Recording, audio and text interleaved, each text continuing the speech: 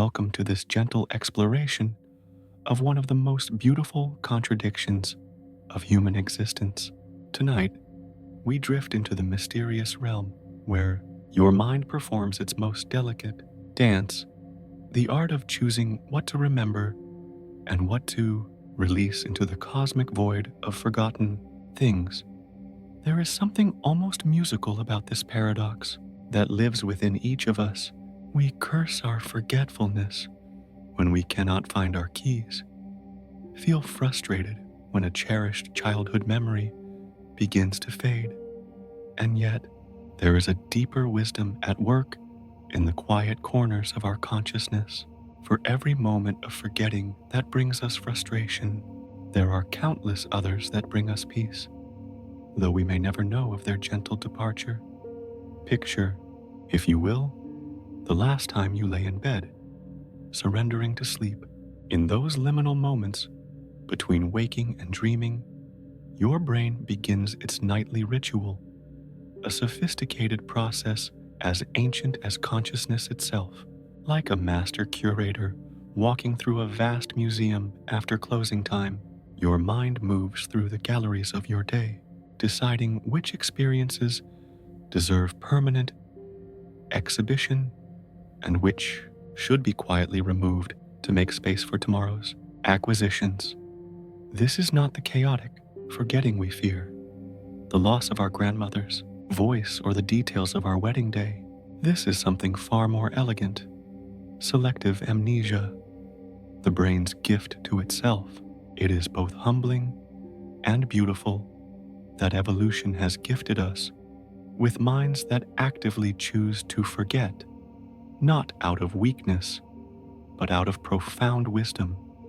Consider the remarkable mathematics of memory. Every day, your senses collect approximately 11 million bits of information per second, yet your conscious mind can process only about 40. Without the gentle art of forgetting, you would be drowning in an ocean of sensory data. The feeling of your clothes against your skin from 3 weeks ago, the exact pitch of every car engine you heard last month, the precise temperature of every room you entered. The mundane would crowd out the meaningful until consciousness itself became unbearable. But your brain, in its infinite tenderness toward your well-being, performs this sacred deletion without your permission or even your awareness. While you sleep, it sorts through the day's experiences like a loving librarian, carefully cataloging what serves your growth and gently releasing what no longer serves your journey. This nightly dance between remembering and forgetting is orchestrated by a symphony of neural networks that pulse and flow like cosmic rhythms. Your hippocampus, that seahorse-shaped guardian of new memories, whispers with your cortex about which experiences deserve the energy of long-term storage. Meanwhile, your amygdala, the emotional center of your brain, adds its voice to the conversation, ensuring that experiences colored by strong emotion receive special consideration in this delicate selection process. There is something profoundly calming about recognizing that forgetting is not your enemy, but your brain's most compassionate gift to your future self. Each forgotten conversation with a rude stranger, each released memory of a minor embarrassment, each gently dissolved moment of mundane discomfort. These are not failures of your memory system, but expressions of its deep care for your psychological well-being.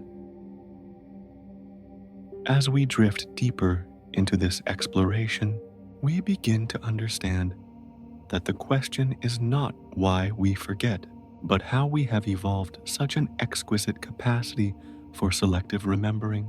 Tonight, we invite you to rest in the knowledge that your mind is not broken when it forgets. It is working exactly as it should, tending to your inner landscape with the care of a master gardener who knows that sometimes The most loving act is to prune away what no longer serves the garden's growth. In the gentle darkness of night, when your conscious defenses are lowered and your brain begins its maintenance work, remember that you are witnessing one of nature's most sophisticated technologies in action. The art of forgetting is not a bug in the system of consciousness. It is perhaps its most essential feature. There is something almost sacred about the way your mind releases what it no longer needs to carry. Tonight, as we settle into this contemplative journey, let us explore why forgetting is not a failure of memory, but perhaps its greatest achievement, a fundamental characteristic that makes human consciousness not just possible, but beautiful. In the quiet depths of neuroscience research, scientists have discovered what poets and mystics have long intuited, that the capacity to forget is not a design flaw, but evolution's most elegant solution to the challenge of living in an ever-changing world. Your brain, in its infinite wisdom, has spent millions of years perfecting not just the ability to remember, but the even more sophisticated art of knowing what to forget. Picture the brain of our earliest ancestors, navigating a world where remembering the location of water was the difference between life and death, but forgetting the pain of yesterday's defeat was equally crucial for tomorrow's hunt. Those who could hold onto vital information while releasing emotional baggage were the ones who thrived, who loved again after loss, who tried again after failure. They were the ones whose genetic wisdom flows through your neural pathways tonight.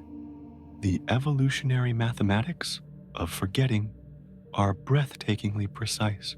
Consider that a human brain contains roughly 86 billion neurons, each capable of forming thousands of connections with its neighbors.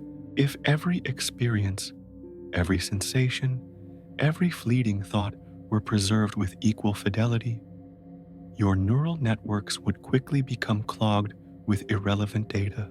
You would remember the temperature of every doorknob you've ever touched, but struggle to recall your child's laughter.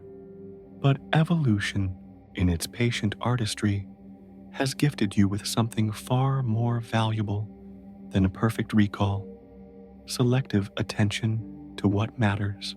Your forgetting is not random, but profoundly intelligent, guided by criteria refined over countless generations. Memories that carry emotional weight are preserved. Information that predicts future success is maintained. Experiences that define your identity are cherished and strengthened. Everything else is gently released, like autumn leaves, falling to nourish the soil for next year's growth. This process is so fundamental to healthy psychological functioning that psychologists have identified pathological remembering as a genuine disorder. There are rare individuals who cannot forget, who retain vivid, overwhelming memories of every mundane moment of their lives. These people, rather than being blessed with superior minds, often struggle with depression and difficulty forming new relationships, overwhelmed by the accumulated weight of every trivial experience. Meanwhile, across the vast expanse of human experience, the rest of us benefit from what researchers call adaptive forgetting. This is your mind's ability to fade traumatic memories while preserving their lessons, to let go of childhood hurts while maintaining the wisdom they taught, to release the specific pain of loss while keeping the love that made that pain meaningful. The neurochemistry of this process is as elegant as a cosmic dance. When you sleep, your brain floods with cerebrospinal fluid, washing away the metabolic debris of the day's neural activity. During this cleansing process, synaptic connections that were weakly formed, those representing unimportant experiences, are allowed to fade. It's as if your brain has its own recycling system, breaking down the neural pathways of forgettable moments to provide building materials for tomorrow's important memories. Yet this is only the beginning of the story. Recent research has revealed that forgetting is not just passive decay, but active deletion. Your brain produces specific proteins whose sole job is to dismantle the molecular foundations of memories that no longer serve you. These forgetting proteins work like molecular gardeners, pruning the neural networks of your mind to keep them healthy and efficient. As we drift deeper into this mystery, we begin to understand that forgetting is perhaps the brain's most compassionate act toward the self. Every released grudge, every faded embarrassment, every dissolved moment of unnecessary suffering represents your mind's profound commitment to your future well-being. There is something profoundly calming about recognizing that your capacity to forget is not a limitation, but a liberation, evolution's gift that allows you to wake each morning not burdened by every small hurt of yesterday, but free to love, learn, and grow anew in the gentle twilight of human understanding. Long before neuroscience could peer into the living brain, our ancestors carried deep wisdom about the sacred balance between remembering and forgetting. Tonight, we travel back through time to discover how different cultures across the world intuited truths about memory that modern science is only now beginning to illuminate. There is something almost musical about how ancient Greek philosophers approached the mystery of forgetting. They did not see it as a curse, but as a necessary counterpoint to the melody of memory. Plato, in his quiet contemplations, spoke of the river Lethe, the mythical waters that souls would drink to forget their previous lives before being reborn. But this forgetting was not punishment, it was purification, a cleansing that allowed the soul to approach each new existence with fresh possibility. The Greeks understood what modern psychology has rediscovered, that sometimes forgetting is the most loving thing the mind can do for itself. In their conception, memory and forgetting were twin sisters, each essential to the other's beauty. Mnemosyne, the goddess of memory, was not complete without her shadow sister, who helped souls release what no longer served their journey.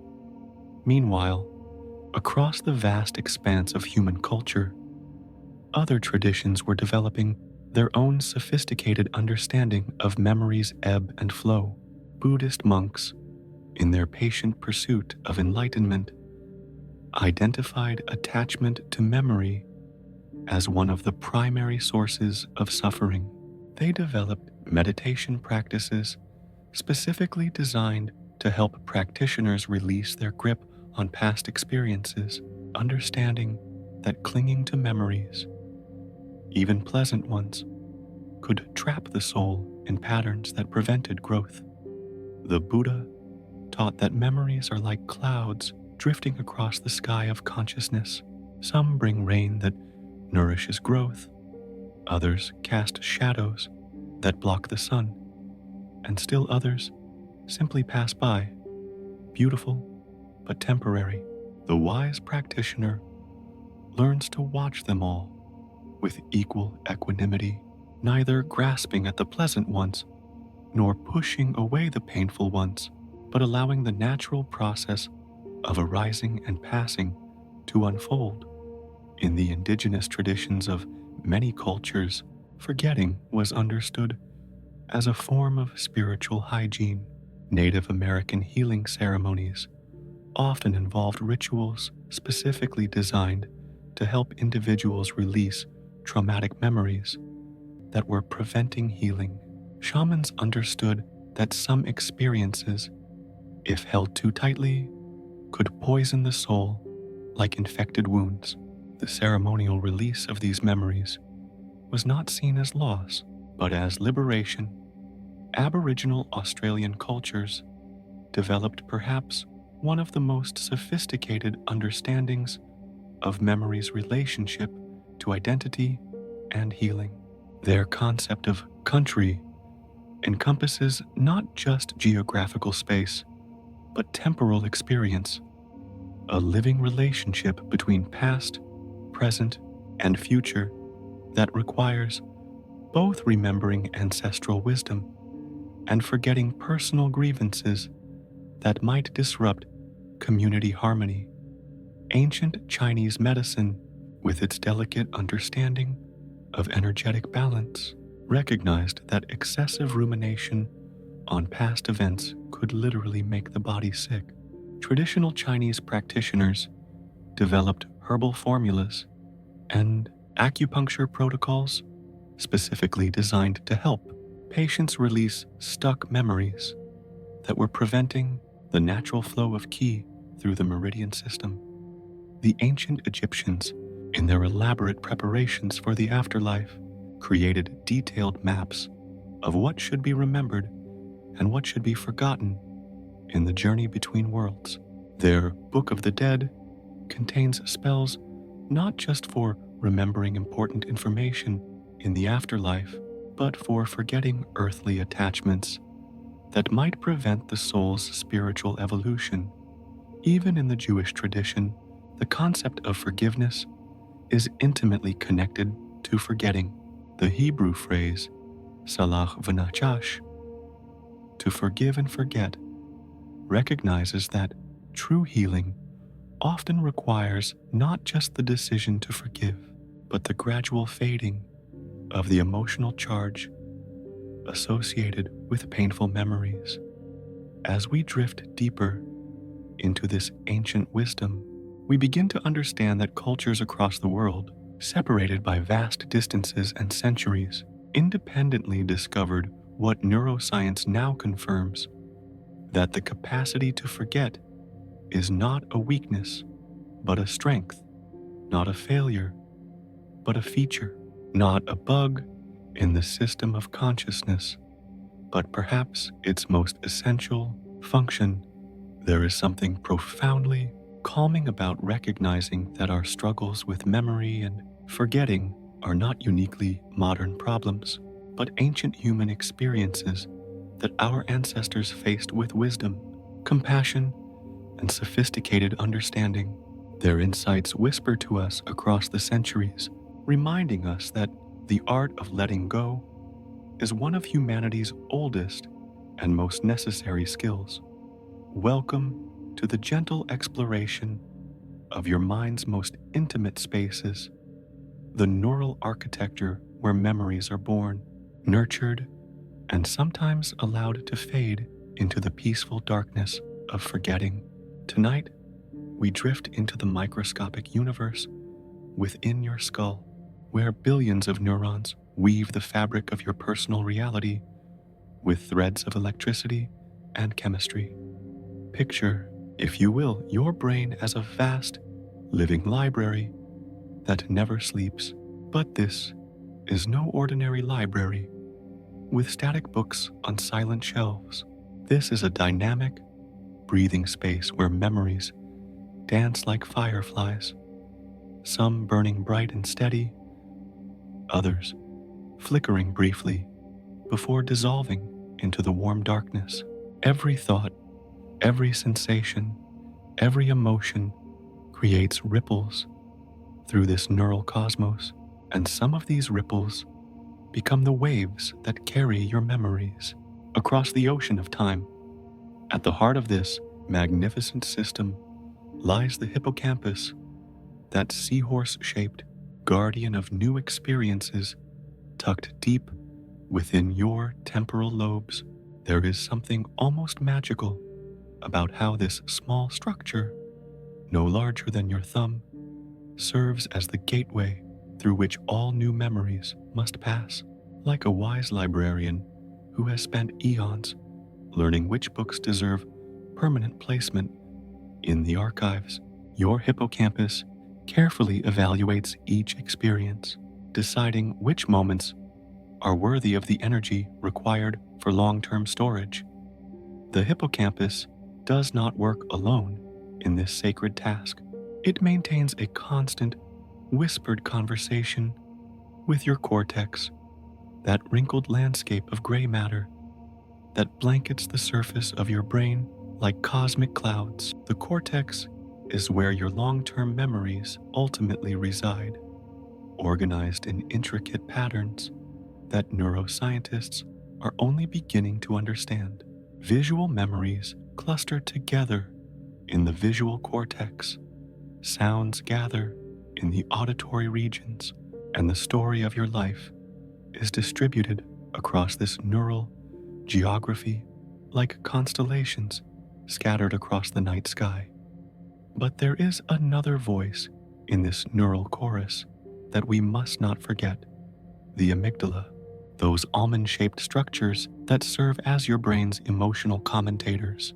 When the amygdala deems an experience emotionally significant, it floods the memory formation process with stress hormones and neurotransmitters that essentially tell the hippocampus, "This matters. Remember this." This is why you can probably recall exactly where you were during moments of great joy or profound sorrow, while the mundane Tuesday afternoon 3 weeks ago has vanished without a trace. The actual process of memory formation is a dance of molecular artistry that occurs at the microscopic level of synapses, those tiny gaps between neurons where chemical messengers carry information from one cell to another. When you experience something memorable, specific patterns of neurons fire together, and in doing so, they literally change their physical structure. Proteins are synthesized, new receptor sites are created, and the connections between these neurons are strengthened through a process scientists poetically call long-term potentiation.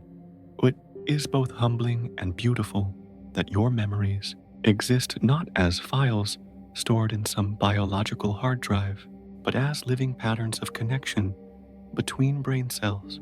Each memory is a constellation of neurons that learned to sing together. And when you recall that memory, you are essentially recreating the same neural symphony that played when the experience first occurred. But here is where the story becomes even more intriguing.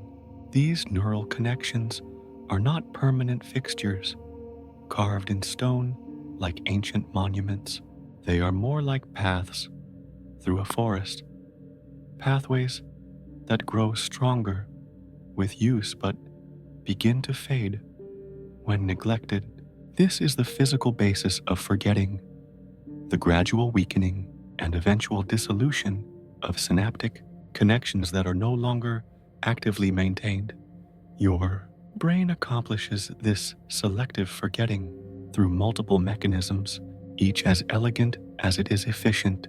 During sleep, your glymphatic system, a recently discovered network of channels that runs parallel to your blood vessels, floods your brain with cerebrospinal fluid, washing away the molecular debris of daily neural activity. Weakly formed memories, those representing unimportant experiences, are particularly vulnerable to this nightly cleansing. Meanwhile, specialized proteins work like molecular sculptors, selectively dismantling the synaptic structures that support memories that are no longer deemed important. Other proteins strengthen the connections, supporting memories that are frequently accessed or emotionally significant. This is forgetting not as passive decay, but as active curation, your brain consciously choosing which memories deserve the metabolic energy required to maintain them. As we drift deeper into this neural landscape, we begin to appreciate the profound sophistication of your memory system. It is not designed to be a perfect recording device, but something far more valuable, an intelligent filtering system that helps you navigate the world by preserving what matters and releasing what doesn't. There is something profoundly calming about understanding that your brain's architecture is specifically designed to forget, that the neural pathways facilitating memory loss are as sophisticated and purposeful as those that create memory in the first place. Tonight, as you prepare for sleep, your hippocampus and cortex will begin their ancient dialogue. Your amygdala will add its emotional wisdom, and your synapses will strengthen some connections while allowing others to gently fade, all in service of creating a more navigable, more beautiful version of your personal story. In the quiet depths of late 19th century Germany, while the world rushed toward industrial progress, a young philosopher named Hermann Ebbinghaus was conducting some of the most patient and methodical experiments in the history of human psychology. There is something almost musical about his dedication, spending years in solitary study, testing the limits of his own memory with the devotion of a monk pursuing enlightenment.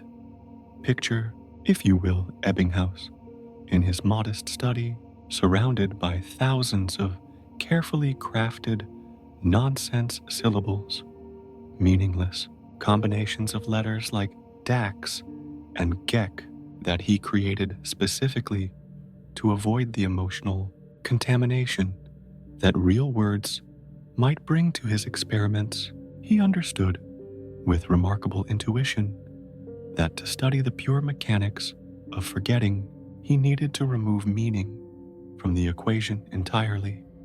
Day after day, year after year, Ebbinghaus would memorize lists of these syllables, then test himself to see how much he could recall after various intervals. He was not just a scientist, but also his own laboratory rat, subjecting himself to countless hours of repetitive testing with the patience of someone who understood he was charting completely unknown territory in the landscape of human consciousness. What Ebbinghaus discovered in those long, contemplative hours would forever change our understanding of memory and forgetting. He found that forgetting follows a predictable pattern, what we now call the forgetting curve, a mathematical relationship as elegant as any equation in physics. Most forgetting, he observed, happens rapidly at first, with about half of newly learned information disappearing within the first hour, and then the rate of forgetting gradually slows, like a river that rushes swiftly at first, and then settles into a gentler flow. But perhaps more beautiful than the curve itself was what it revealed about the nature of memory. Ebbinghaus discovered that forgetting is not chaotic or random, but follows laws as predictable as the movements of planets. This was revolutionary, the first scientific evidence that memory operates according to principles we could measure, understand, and perhaps even influence. Meanwhile, across the vast expanse of his research, Ebbinghaus made another profound discovery that would echo through more than a century of psychological research. He found that the amount of time needed to relearn forgotten material was always less than the time originally required to learn it. Even when information seemed completely lost, some trace remained in the neural pathways, making reacquisition faster and more efficient. This phenomenon, which he called savings, revealed that forgetting is not really deletion in the way we might erase words from a page. Instead, it is more like paths through a forest gradually becoming overgrown. The original route is still there beneath the vegetation, ready to be cleared again with less effort than it took to create the first time. There is something profoundly calming about Ebbinghouse's discovery that our forgotten experiences are not truly lost but transformed into something more subtle, a neural readiness, a cognitive preparation that makes future learning easier, even when we cannot consciously access the original information. His work suggested that the brain maintains a kind of invisible library of experiences, filed away in systems too deep for conscious retrieval, but still accessible to the learning process itself. Ebbinghaus also discovered the profound importance of distribution in learning and forgetting. Information studied in multiple sessions separated by time was retained far better than information crammed into single intensive sessions. This spacing effect revealed that forgetting serves a crucial function in the learning process by allowing information to fade slightly between learning sessions. The brain creates opportunities to strengthen memory traces through the effortful process of recall.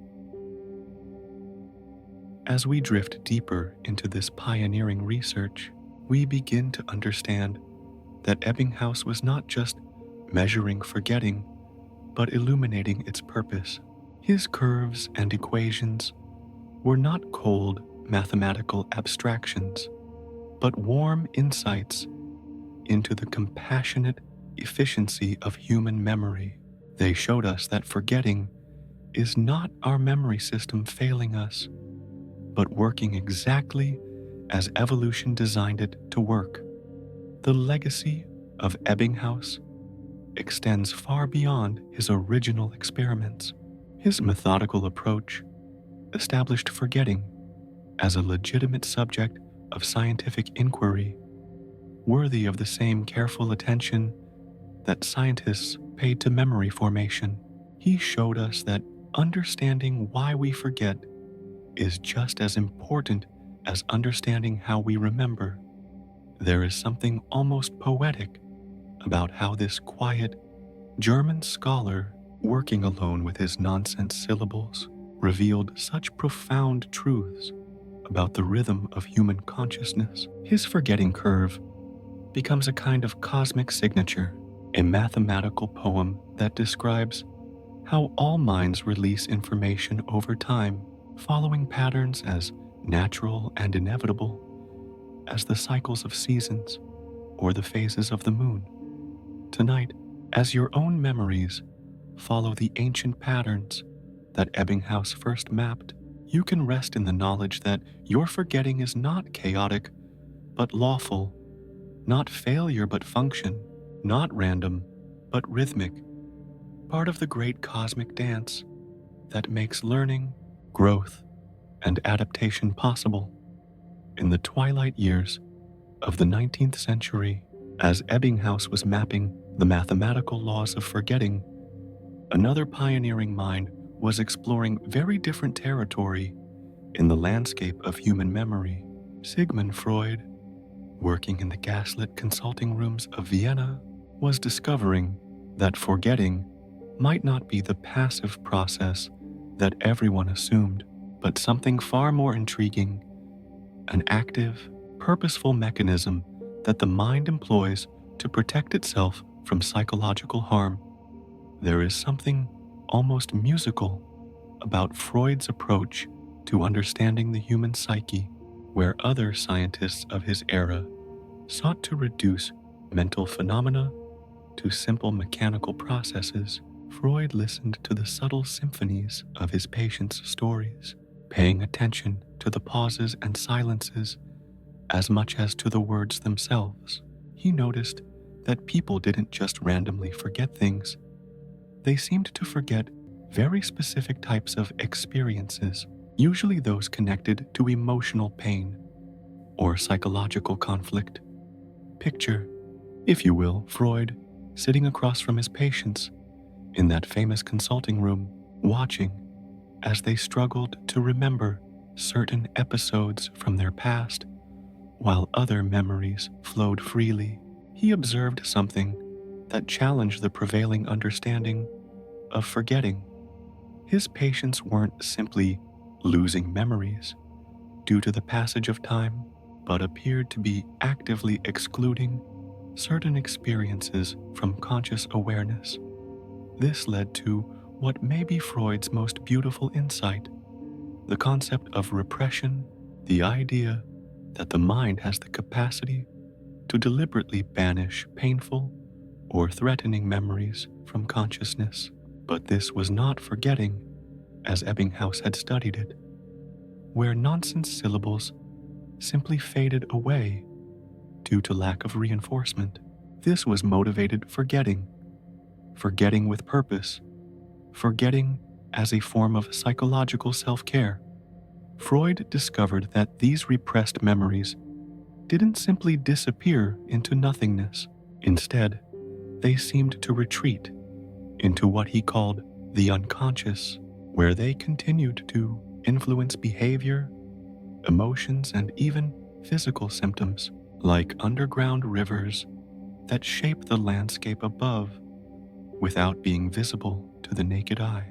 The mind, he realized, was not just a passive repository of experiences, but an active curator, constantly making decisions about what should remain in the spotlight of consciousness and what should be gently ushered into the shadows. This revelation transformed our understanding of forgetting from a simple failure of the memory system into a sophisticated defense mechanism. Freud showed us that the mind has evolved not just the ability to remember what might be useful, but the equally important capacity to forget what might be harmful. The psyche, in its infinite wisdom, could identify experiences that threatened psychological well-being and quarantine them from daily awareness. Yet this is only the beginning of Freud's contribution to our understanding of forgetting. He observed that repressed memories had a curious quality. They seemed to be preserved in remarkably vivid detail, as if the act of forgetting had somehow protected them from the normal processes of decay that affected other memories. When these memories occasionally surfaced during therapy, they often retained the emotional intensity and sensory clarity of recent experiences, despite having been unconscious for years or even decades. Freud also discovered what he called screen memories, innocuous recollections that seemed to stand in place of more emotionally charged experiences. These substitute memories suggested that the mind didn't simply delete traumatic experiences, but sometimes replaced them with safer alternatives, like a considerate librarian placing a gentler book on the shelf where a disturbing one once stood.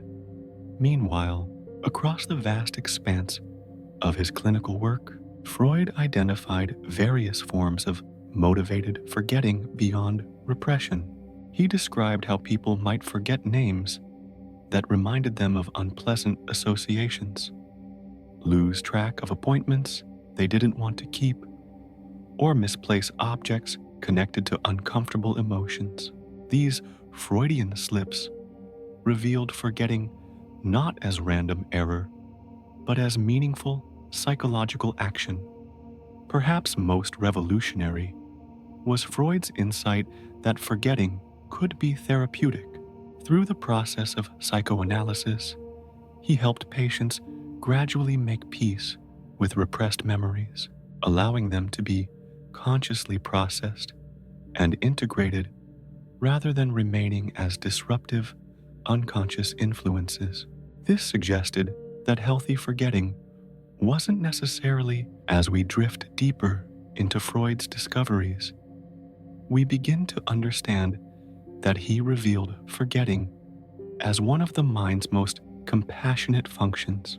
The unconscious, in his view, was not a dark dungeon where unwanted memories were imprisoned. but a protective sanctuary where the psyche could shelter experiences until the conscious mind was ready to handle them safely. There is something profoundly calming about Freud's vision of motivated forgetting. It suggests that when we cannot remember certain painful experiences, our minds may not be failing us, but caring for us, acting with the wisdom of a loving parent who knows when a child is ready to hear a difficult truth and when it is kinder to wait. Freud showed us that forgetting is not just about the mechanical decay of neural connections, but about the sophisticated emotional intelligence of the human psyche. Tonight, as your unconscious mind tends to your psychological well-being while you sleep, you can rest in the knowledge that some forms of forgetting are not loss, but love, your mind's way of carrying you gently through the complexities of human experience. In the gentle dawn of the molecular age, as scientists learned to peer into the very building blocks of life, a young researcher named Eric Kandel was beginning a journey that would transform our understanding of memory and forgetting from philosophical speculation into biological poetry. There is something almost musical about how Kandel approached the mystery of memory, not by studying the complex human brain, but by turning his attention to one of the humblest creatures in the ocean, the sea slug, Aplysia. Picture, if you will, this simple marine animal with its translucent body and easily accessible neurons floating in laboratory tanks while revolutionizing neuroscience. Kandel understood with remarkable intuition that the fundamental mechanisms of memory might be universal, that the same molecular processes governing memory in a sea slug might also operate in the human brain, just on a vastly more complex scale. What Kandel discovered in those early experiments was breathtaking in its elegance. Memory, he found, was not some mystical property of consciousness, but a tangible, measurable change in the physical structure of neurons. When a sea slug learned to associate a touch with an unpleasant stimulus, specific proteins were manufactured, new synaptic connections were formed, and the very architecture of its nervous system was remodeled to encode that experience. This was revolutionary. The first direct evidence that memories exist as actual molecular modifications in brain tissue. Kandel showed us that when you remember your grandmother's lullaby or the taste of yesterday's coffee, you are accessing real, physical changes in your neural networks, alterations in protein structures and synaptic strengths that are as concrete as the words on this page. But perhaps more beautiful was what Kandel discovered about forgetting. He found that memory formation and memory deletion operate through opposing molecular processes, like molecular sculptors working with the same clay, one building up synaptic connections while the other tears them down. Forgetting, in Kandel's vision, was not the absence of memory mechanisms, but the presence of equally sophisticated forgetting mechanisms. Meanwhile, across the vast expanse of neuroscience research, other scientists were building on Kandel's foundation to map the molecular geography of forgetting. They discovered specific proteins whose sole function is to dismantle memory traces, molecular erasers that work continuously to prevent the brain from becoming cluttered with irrelevant information. These forgetting proteins operate with exquisite precision, targeting weak or inactive synapses while leaving strong, frequently used memories intact. Research teams around the world began identifying the cellular cascades that govern memory deletion. They found that forgetting involves the controlled destruction of proteins that maintain synaptic strength, the removal of receptor molecules that receive chemical signals, and even the retraction of the tiny dendritic spines where synapses form.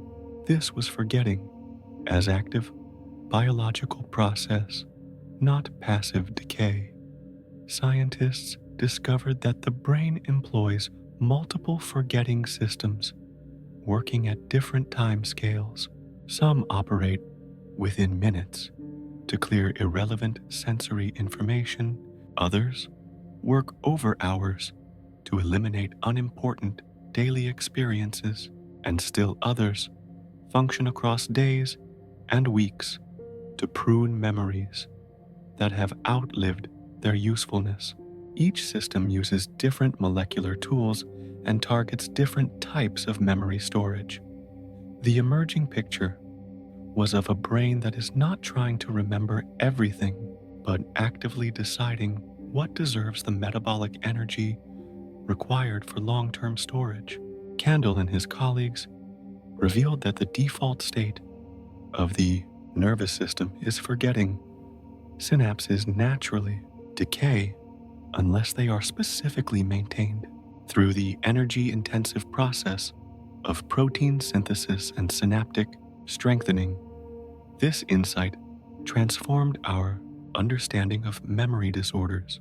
Diseases like Alzheimer's could be understood not just as failures of memory formation, but as disruptions in the delicate balance between remembering and forgetting systems. Some researchers began exploring whether certain types of forgetting problems might actually result from too little forgetting. Brains that had lost the ability to clear away irrelevant memories. As we drift deeper into this molecular landscape, we begin to appreciate the profound sophistication of the forgetting process. Candel's work revealed that every time you fail to remember where you placed your keys, your brain is demonstrating the successful operation of molecular systems that have been refined over millions of years of evolution. There is something profoundly calming about understanding that forgetting operates at the most fundamental level of biological organization. The proteins that dismantle unused memories are not random destructive forces, but carefully regulated molecular tools that help maintain the efficiency and plasticity of your neural networks. Tonight, as you drift toward sleep, these molecular cartographers will begin their gentle work in your brain, strengthening the synapses that encode meaningful experiences while allowing the cellular foundations of forgettable moments to dissolve back into the biological substrate from which they came. Candel's research assures us that this process is not chaotic, but choreographed, not destructive, but constructive, helping to maintain the delicate neural architecture that makes consciousness possible. The modern cartographers of memory have shown us that forgetting is written into the very language of life itself, encoded in the DNA that directs protein synthesis and governed by the same evolutionary forces that shaped every other aspect of our biology.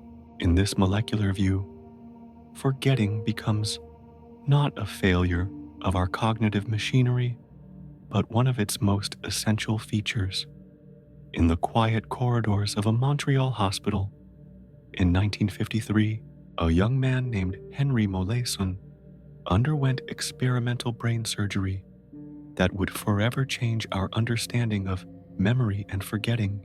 What happened to HM, as he would become known in scientific literature, opened a window into the deepest mysteries of human consciousness and revealed that memory and forgetting are indeed two sides of the same cosmic coin. There is something almost poetic about HM's story. Though it began with profound suffering, severe epilepsy had made his life unbearable, with seizures so frequent and intense that desperate measures seemed justified. Surgeon William Scoville made the fateful decision to remove large portions of HM's hippocampus and surrounding structures, hoping to eliminate the seizures by excising the brain tissue where they originated.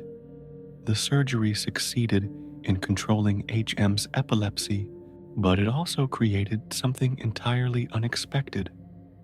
A man who could no longer form new conscious memories. HM became trapped in an eternal present, able to remember his childhood and early adult life with remarkable clarity, but unable to transfer new experiences from short-term to long-term memory. Every person he met was a stranger. Moments after they left the room, every conversation was fresh and new each time it occurred. Picture, if you will, the profound implications of HM's condition for our understanding of memory systems. Here was a human being whose forgetting had become pathological, not because he forgot too much, but because he could no longer forget in the normal, healthy way that allows new information to be integrated into long-term storage. His case revealed that forgetting is not simply the opposite of remembering, but an essential component of the memory formation process itself. Working with HM over several decades, researcher Brenda Milner and her colleagues discovered that memory is not a single, unified system, but a constellation of different processes operating through distinct neural networks. HM could still learn new motor skills. His performance on tasks like mirror drawing improved with practice, even though he had no conscious memory of ever having done the task before. This revealed the existence of implicit memory systems that operate independently of the hippocampal networks that HM had lost. Meanwhile, across the vast expanse of neuropsychological research, other patients with different types of brain damage were providing additional pieces to the memory puzzle. Some could form new memories, but lost access to old ones. Others retained emotional memory while losing factual memory, or vice versa.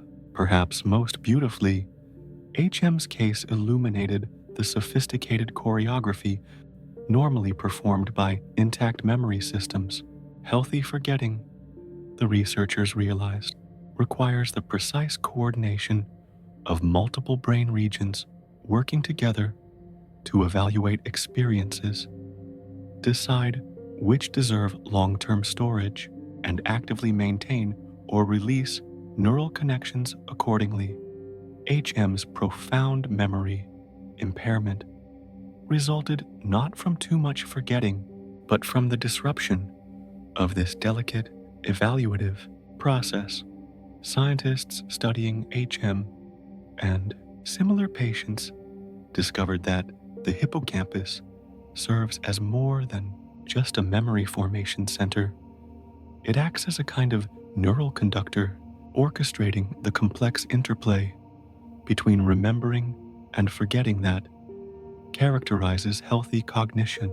Without this conductor, the symphony of memory becomes cacophonous, with new information unable to find its proper place in the neural architecture.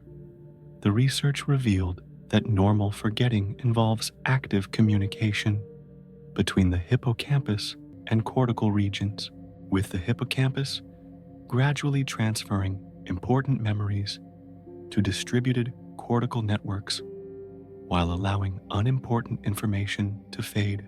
This process, called systems consolidation, can take years to complete and requires the kind of coordinated neural activity that HM's damaged brain could no longer perform. Other landmark studies with different patients revealed additional aspects of the memory forgetting relationship.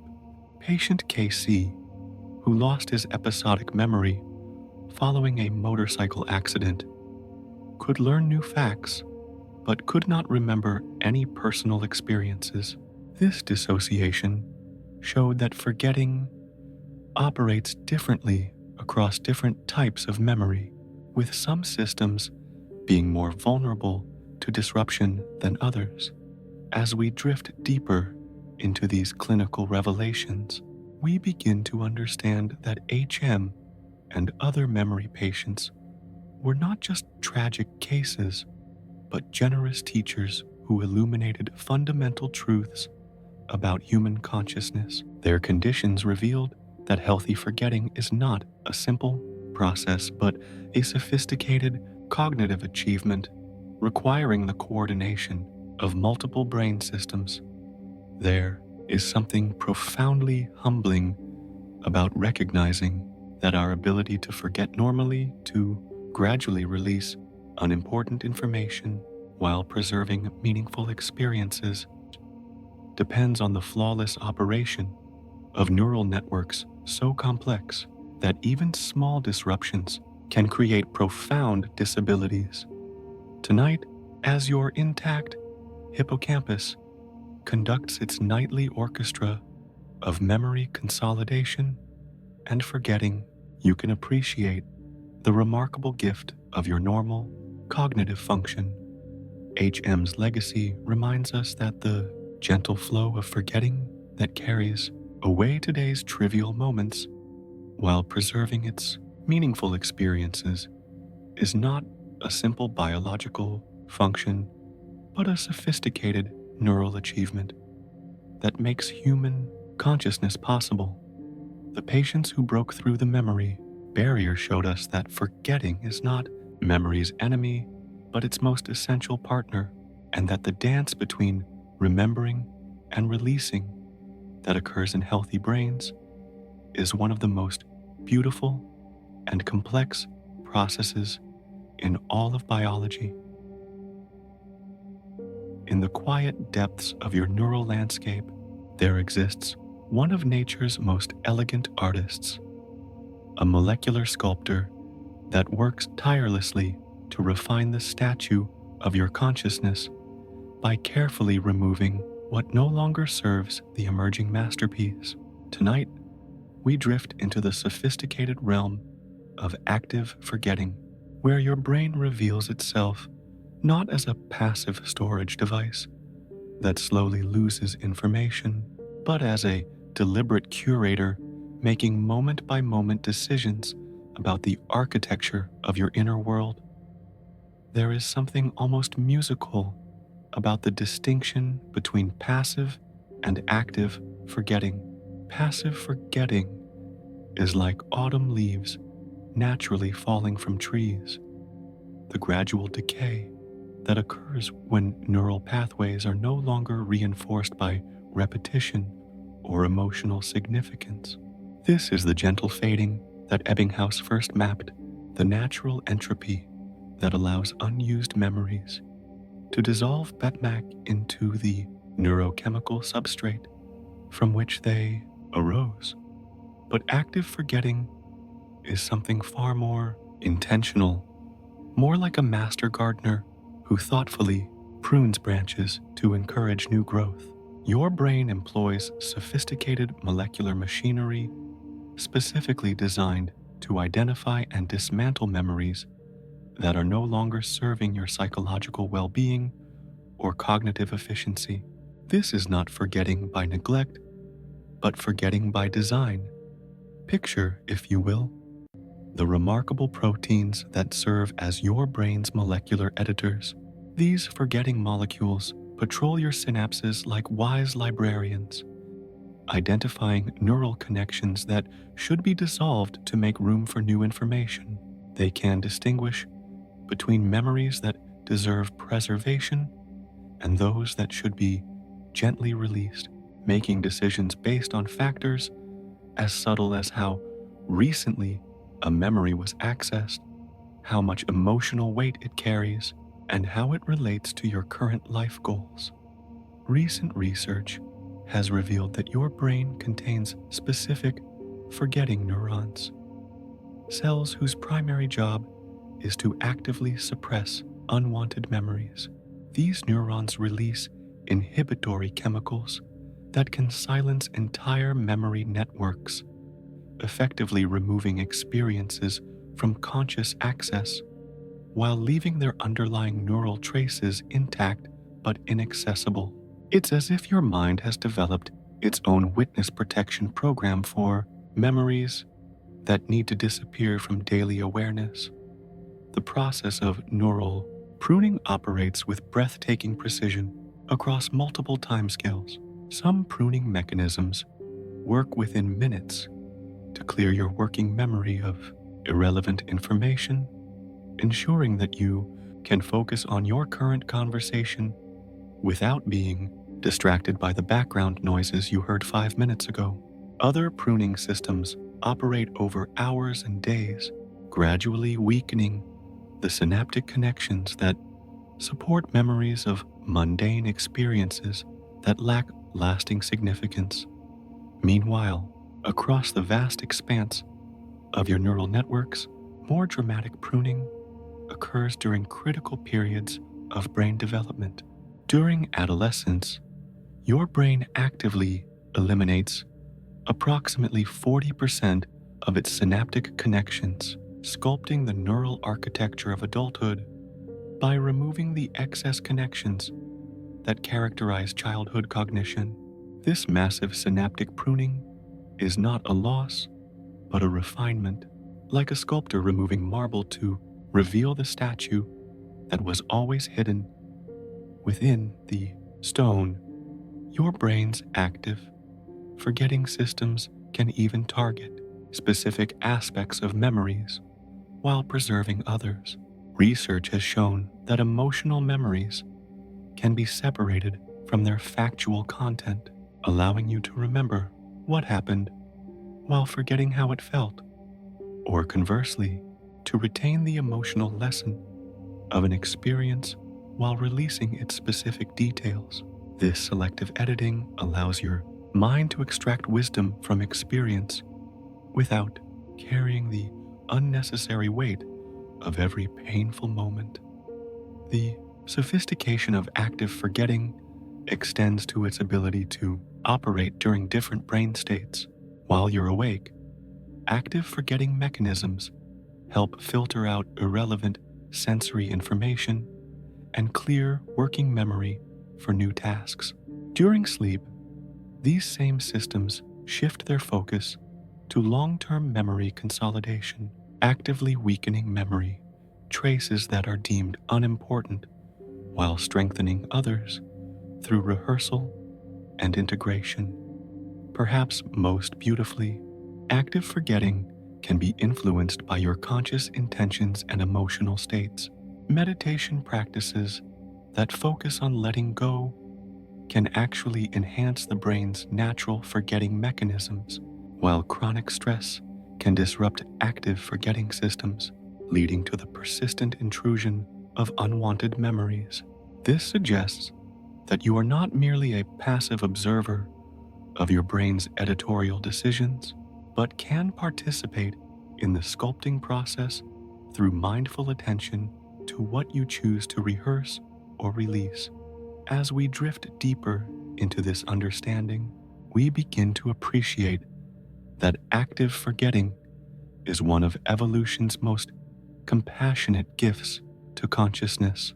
Without these sophisticated editorial systems, your mind would become cluttered with every trivial interaction, every minor embarrassment, every fleeting moment of discomfort, making it impossible to focus on what truly matters in your life. There is something profoundly calming about recognizing that when you cannot remember yesterday's parking frustration or last week's minor social awkwardness, your brain is not failing you, but actively caring for you. These molecular sculptors work continuously to refine your inner world, removing the cognitive debris that would otherwise obscure the meaningful patterns and relationships that define your authentic self. Tonight, as these active forgetting systems continue their gentle work, you can rest in the knowledge that your mind is not just storing experiences, but actively curating them, sculpting the statue of your consciousness with the patience and wisdom of a master artist who knows that sometimes the most beautiful creation requires knowing what to leave out. Welcome to the mysterious realm of sleep, where your brain performs some of its most sophisticated memory work under the gentle cover of darkness. As you drift into unconsciousness each night, a remarkable transformation occurs in your neural landscape. What scientists call the night shift of memory begins, orchestrating one of nature's most elegant processes of psychological maintenance and emotional healing. There is something almost magical about what happens to your memories while you sleep. During those peaceful hours of unconsciousness, your brain doesn't simply rest, but actively reorganizes the day's experiences, deciding which memories deserve permanent residence in your neural architecture and which should be gently released into the vast ocean of forgetting. This nightly curation is not random, but follows sophisticated algorithms that have been refined by millions of years of evolution. Picture, if you will, your sleeping brain as a vast library after closing time, where dedicated night staff work quietly to reorganize the collections. Your hippocampus, that seahorse-shaped memory center, begins replaying the day's experiences in compressed, high-speed sequences called sharp wave ripples. These neural replays occur hundreds of times faster than the original experiences, allowing your brain to review, evaluate, and sort through vast amounts of information in the span of a single sleep cycle.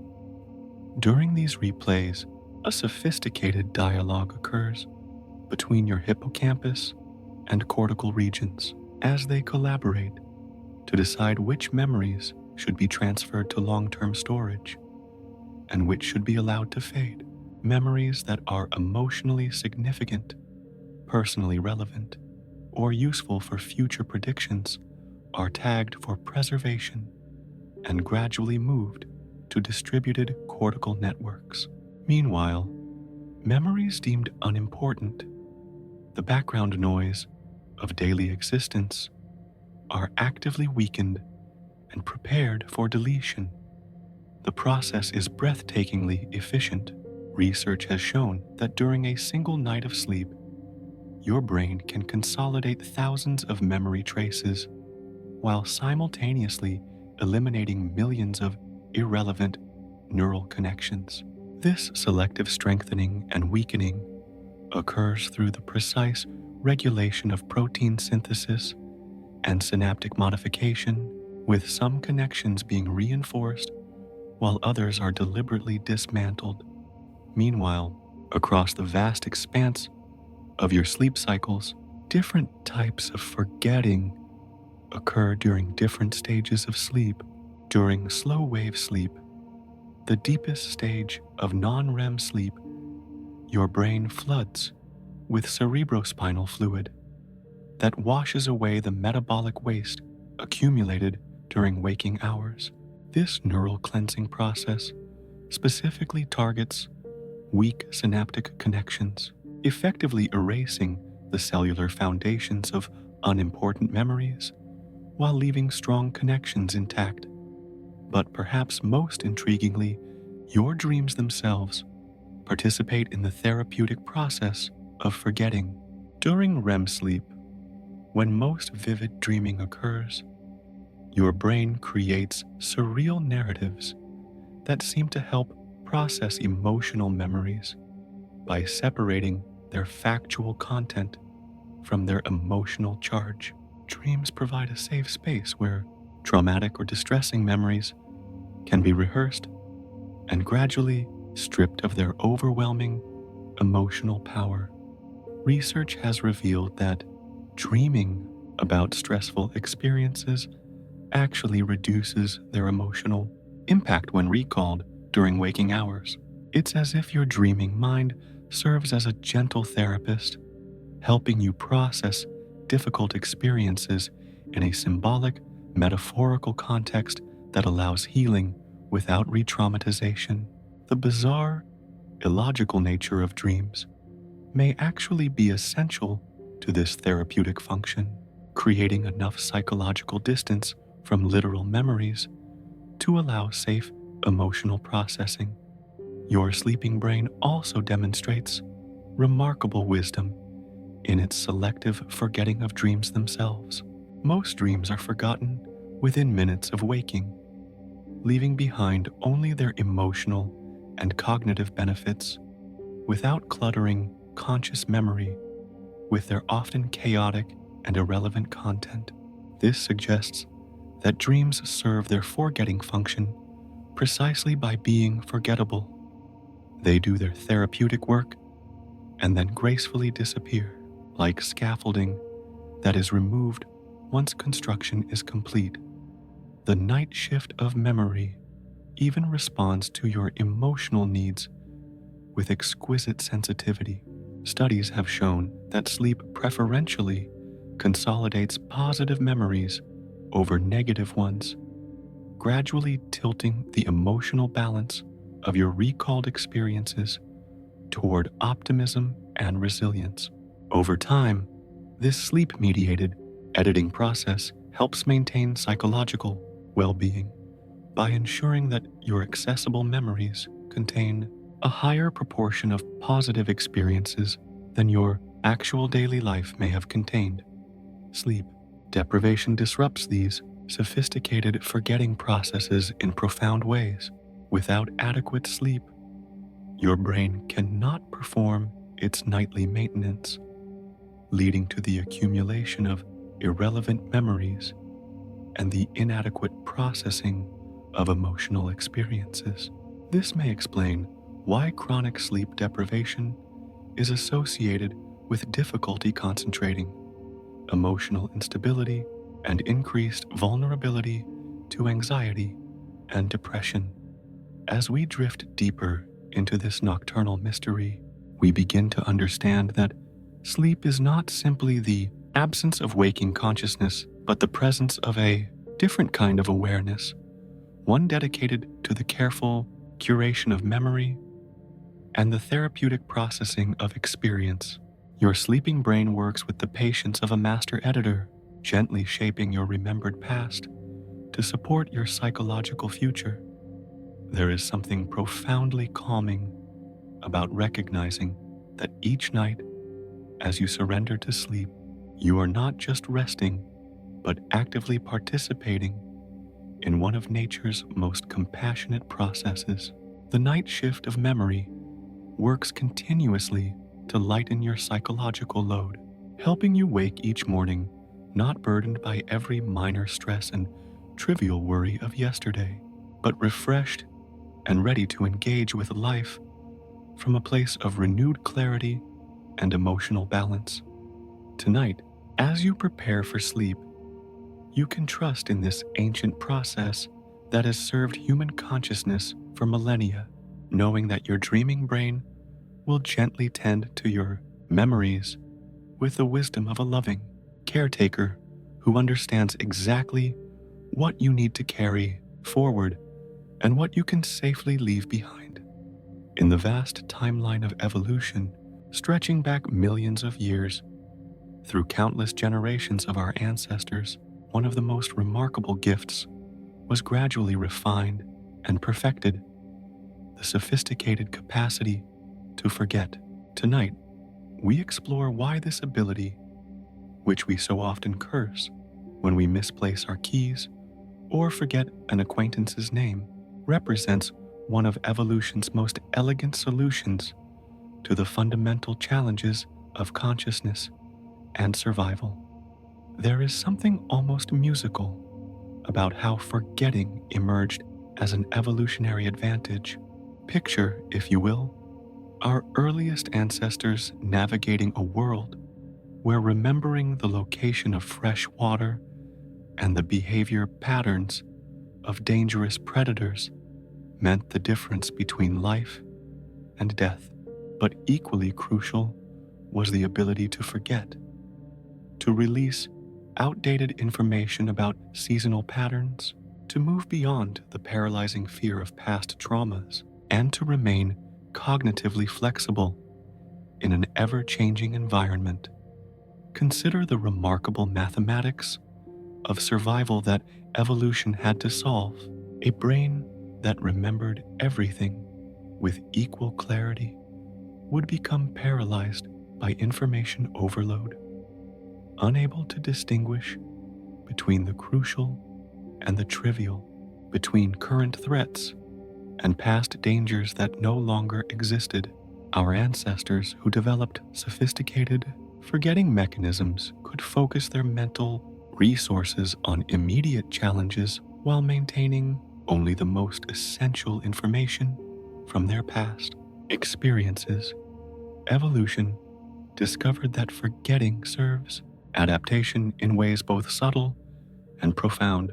The ability to forget past failures enables resilience, allowing individuals to attempt new approaches to hunting, mating, or social cooperation without being inhibited by memories of previous unsuccessful attempts. This cognitive flexibility became especially crucial as human societies grew more complex and required individuals to adapt to rapidly changing social environments. Meanwhile, across the vast expanse of evolutionary time, forgetting proved essential for creativity and innovation. Minds that could temporarily set aside established patterns and conventional approaches were more likely to discover novel solutions to survival challenges. The ability to forget allows the brain to reorganize existing information in new configurations, leading to insights and innovations that might be impossible if every detail of past experience remained equally accessible. Perhaps most beautifully, evolution shaped forgetting as a mechanism for emotional healing and social bonding. Early humans who could gradually release the intense emotional charge of interpersonal conflicts were better able to maintain the cooperative relationships essential for group survival. The capacity to forgive and forget became literally a matter of life and death in small tribal communities where social harmony was crucial for protection against environmental threats. Research has revealed that species with more complex social structures tend to have more sophisticated forgetting mechanisms. This suggests that as human societies became increasingly intricate, the ability to selectively forget social transgressions, embarrassing moments, and minor conflicts became increasingly important for maintaining the psychological well-being necessary for effective group cooperation. The evolutionary advantage of forgetting extends to its role in learning and skill acquisition. Minds that could forget the specific details of individual learning trials while retaining general principles and patterns were more efficient at acquiring new abilities. This selective forgetting allows for the extraction of abstract rules and strategies from concrete experiences, enabling the kind of generalized learning that makes human intelligence so remarkably flexible. Evolution also favored forgetting mechanisms that could respond to environmental pressures. During times of abundance and safety, more detailed memories might be preserved, while during periods of stress or danger, forgetting systems would become more active, clearing mental resources for immediate survival needs. This adaptive flexibility allowed our ancestors to optimize their cognitive resources based on current circumstances. The capacity to forget traumatic experiences while retaining Their survival lessons represents one of evolution's most compassionate innovations. This selective amnesia allows individuals to benefit from the protective knowledge gained through dangerous encounters without being permanently disabled by the emotional impact of those experiences. The brain learned to separate the informational value of traumatic memories from their emotional toxicity. As we drift deeper into this evolutionary perspective, we begin to understand that forgetting is not a design flaw in human cognition, but one of its most sophisticated features. The forgetting mechanisms operating in your brain tonight are the result of countless evolutionary pressures that selected for minds capable of adaptive flexibility, emotional resilience, and creative problem solving. Modern research confirms that individuals with certain types of forgetting disorders, those who cannot forget painful experiences or trivial details, often struggle with depression, anxiety, and social functioning. This provides contemporary evidence for what evolution discovered over millennia, that healthy psychological functioning requires not just the ability to remember, but the equally important ability to forget. There is something profoundly calming about recognizing that your capacity to forget represents millions of years of evolutionary wisdom working in your favor. When you cannot remember last week's minor embarrassment or yesterday's trivial frustration, you are benefiting from neural mechanisms that have been carefully refined to promote your psychological well-being and adaptive success. Tonight, as your evolutionarily crafted forgetting systems continue their gentle work, you can rest in the knowledge that these mechanisms represent one of nature's greatest gifts to consciousness: the ability to learn from the past without being imprisoned by it, to benefit from experience without being overwhelmed by it, and to face each new day with the cognitive flexibility and emotional resilience that made human civilization possible. The evolutionary gift of forgetting reminds us that we are not broken when we forget, but functioning exactly as evolution intended, as adaptable, resilient, creative beings capable of growth, healing, and continuous renewal throughout our lives. In the gentle twilight of consciousness, a remarkable form of democracy unfolds within your brain, a continuous election where billions of neurons cast their votes about which memories deserve to persist and which should be allowed to fade into the peaceful darkness of forgetting. Tonight, we explore this extraordinary neural parliament where the story of your personal past is decided not by a single authoritarian region, but through the complex interplay of multiple brain systems engaging in sophisticated dialogue about the landscape of your remembered experience. There is something almost musical about how this neural democracy operates. Your brain contains no central memory dictator making unilateral decisions about what you remember or forget. Instead, different regions contribute their specialized perspectives to an ongoing conversation about the value and relevance of your experiences. Each neural constituency has its own priorities and criteria, and the final decisions about memory preservation emerge from their collective deliberation. Picture, if you will, your hippocampus as an earnest representative arguing for the preservation of recent experiences, presenting evidence about their novelty and potential significance. Meanwhile, your amygdala serves as the emotional advocate, insisting that experiences carrying strong feelings, whether positive or negative, deserve special protection from the forces of forgetting.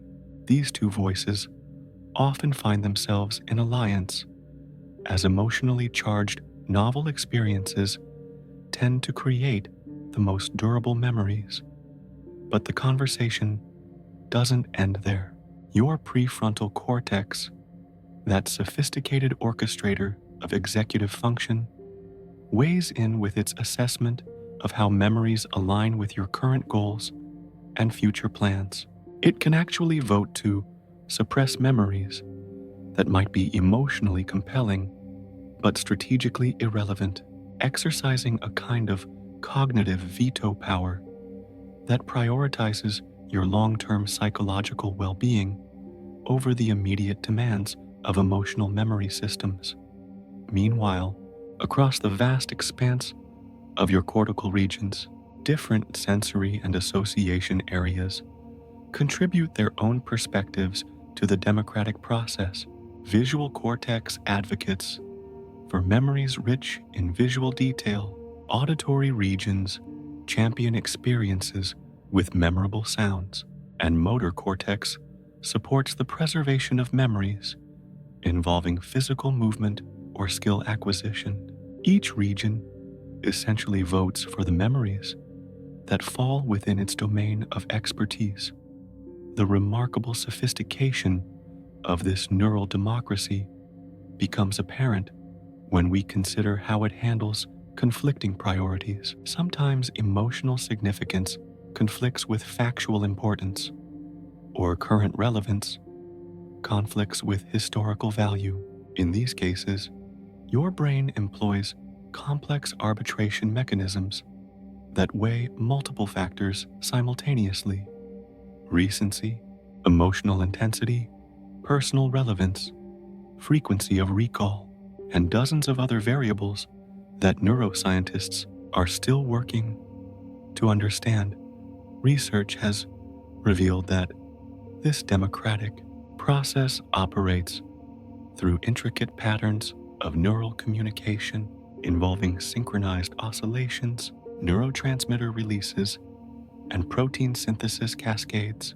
When multiple brain regions agree that a memory deserves preservation, they coordinate their activity to strengthen the synaptic connections supporting that memory. Conversely, when the neural consensus supports forgetting, these same regions collaborate to withdraw the metabolic support necessary to maintain weak memory traces. The voting process itself is surprisingly dynamic and context-dependent. The same memory might be voted for preservation in one context and tagged for forgetting in another, depending on your current emotional state, recent experiences, and immediate environmental demands.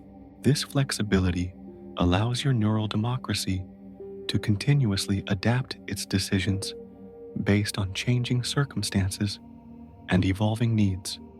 Perhaps most beautifully, this democratic system includes mechanisms for minority opinions and appeals processes.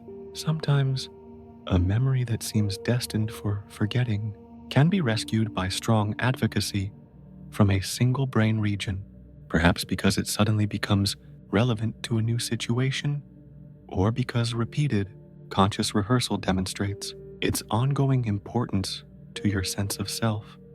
The neural democracy also demonstrates remarkable wisdom in its handling of traumatic memories. Rather than simply voting these experiences into oblivion, different brain regions often collaborate to separate the informational content of traumatic experiences from their emotional impact. The hippocampus might vote to preserve the factual details that could be useful for future safety, while other regions work to gradually reduce the emotional charge that makes these memories overwhelming. Sleep serves as a crucial time for neural democratic processes when the day's experiences are reviewed and voted upon without the distracting influence of immediate sensory input. During these nighttime sessions, brain regions can engage in more thorough deliberation, leading to more nuanced decisions about which aspects of experiences deserve long-term preservation and which can be safely released. As we drift deeper into this understanding, we begin to appreciate that your personal history is not a fixed record, but a living document continuously edited by this neural democracy. The memories you can access represent not just what happened to you, but what your brain has collectively decided deserves continued representation in the parliament of your consciousness. There is something profoundly calming about recognizing that the forgetting you experience is not arbitrary, but represents the considered judgment of billions of neurons working together to curate your mental landscape in your best interest. When you cannot remember a trivial conversation or an unimportant detail, it reflects the democratic wisdom of neural systems that have voted to allocate their limited resources to more meaningful aspects of your experience. Tonight, as this neural democracy continues its gentle deliberations while you sleep, you can rest in the knowledge that your memories are being tended by a sophisticated collective intelligence that has your psychological well-being as its primary concern. The story of your remembered past emerges not from chance or failure, but from the considered judgment of the most complex democracy in the known universe. The trillions of neural connections that constitute your living, breathing, ever-adapting consciousness. In the gentle embrace of modern therapeutic practice, a revolutionary understanding has emerged that healing sometimes requires not just remembering and processing traumatic experiences, but learning the sophisticated art of selective forgetting. Tonight, we drift into the compassionate realm of therapeutic forgetting, where science has begun to harness the brain's natural capacity for memory deletion to bring peace to minds haunted by experiences too painful. There is something almost musical about how contemporary trauma therapy has evolved beyond traditional approaches that emphasized detailed recollection and repeated exposure to painful memories. Therapists and neuroscientists have discovered that healing doesn't always require confronting every detail of traumatic experiences, but instead involves helping the brain's natural forgetting mechanisms operate more effectively to separate useful survival information from overwhelming emotional charges. Picture, if you will, the revolutionary therapy known as EMDR, eye movement, desensitization, and reprocessing, where patients are guided to recall traumatic memories while engaging in bilateral eye movements that seem to facilitate the brain's natural memory processing systems. During these sessions, something remarkable occurs. The emotional intensity of traumatic memories begins to fade while their informational content remains accessible. It's as if the therapy helps the brain perform a selective edit, preserving the protective knowledge while releasing the psychological toxicity. Research has revealed that EMDR and similar therapies work by reactivating traumatic memories in a safe therapeutic context, making them temporarily malleable and susceptible to modification. During this window of memory reconsolidation, the brain can essentially rewrite the emotional significance of stored experiences, weakening their capacity to trigger overwhelming distress while maintaining their survival value. Meanwhile, across the vast expanse of therapeutic innovation, other approaches have emerged that explicitly harness the power of forgetting for healing. Cognitive processing therapy helps veterans and trauma survivors identify stuck points, cognitive and emotional patterns that prevent the natural processing and gradual fading of traumatic memories. By addressing these obstacles, therapists can help patients' natural forgetting mechanisms resume their healing work.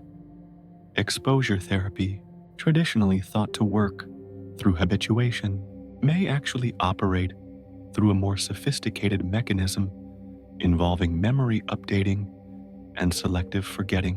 When patients are repeatedly exposed to trauma-related cues in safe therapeutic environments, their brains appear to create new, non-threatening memories that compete with and gradually overshadow the original traumatic associations.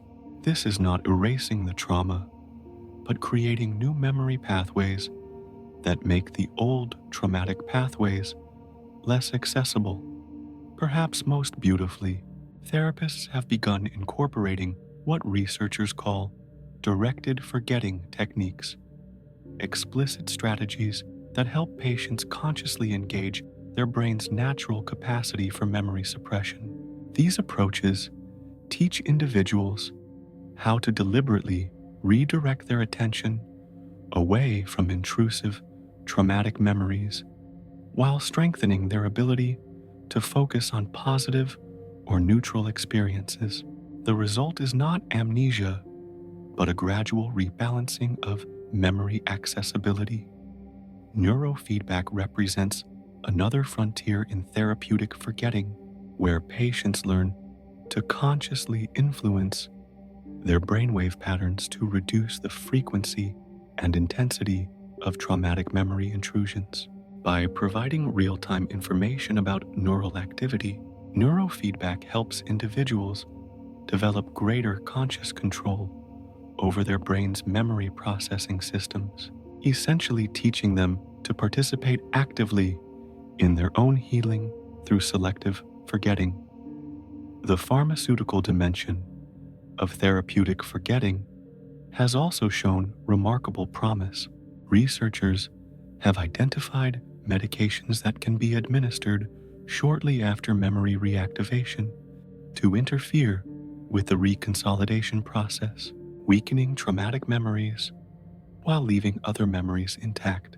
These memory dampening drugs don't erase experiences entirely, but reduce their emotional impact, making them more manageable for psychological processing.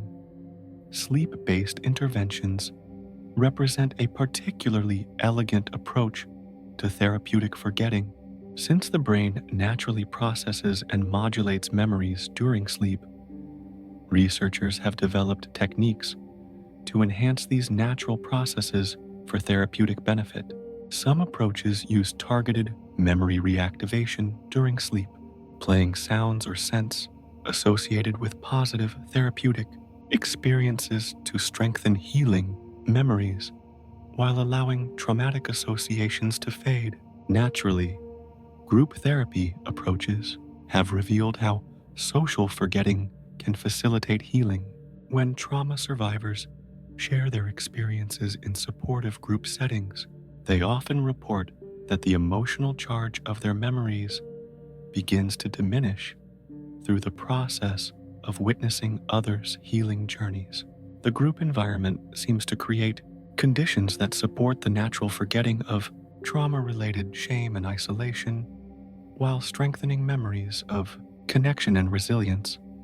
As we drift deeper into this therapeutic landscape, we begin to understand that healing through forgetting is not about denying or avoiding difficult experiences, but about helping the brain's natural recovery mechanisms operate more effectively.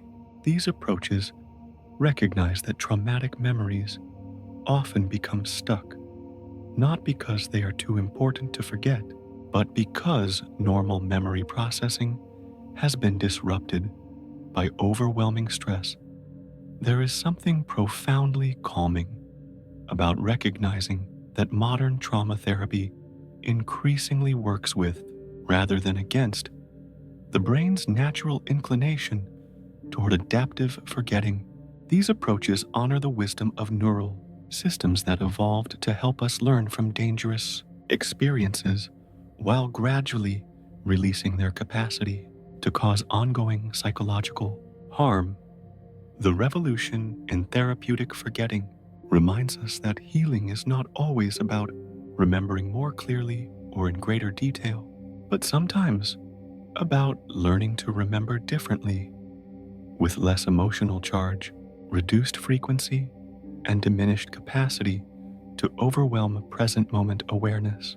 Tonight, as your brain continues its natural work of memory processing and selective forgetting, you can appreciate that these same mechanisms that operate during healthy sleep are the foundation of humanity's most effective approaches to healing psychological wounds. Welcome to the extraordinary frontier of neuroscience, where science fiction becomes scientific reality, the emerging realm of precise memory manipulation, where researchers are developing tools to edit specific memories with surgical precision.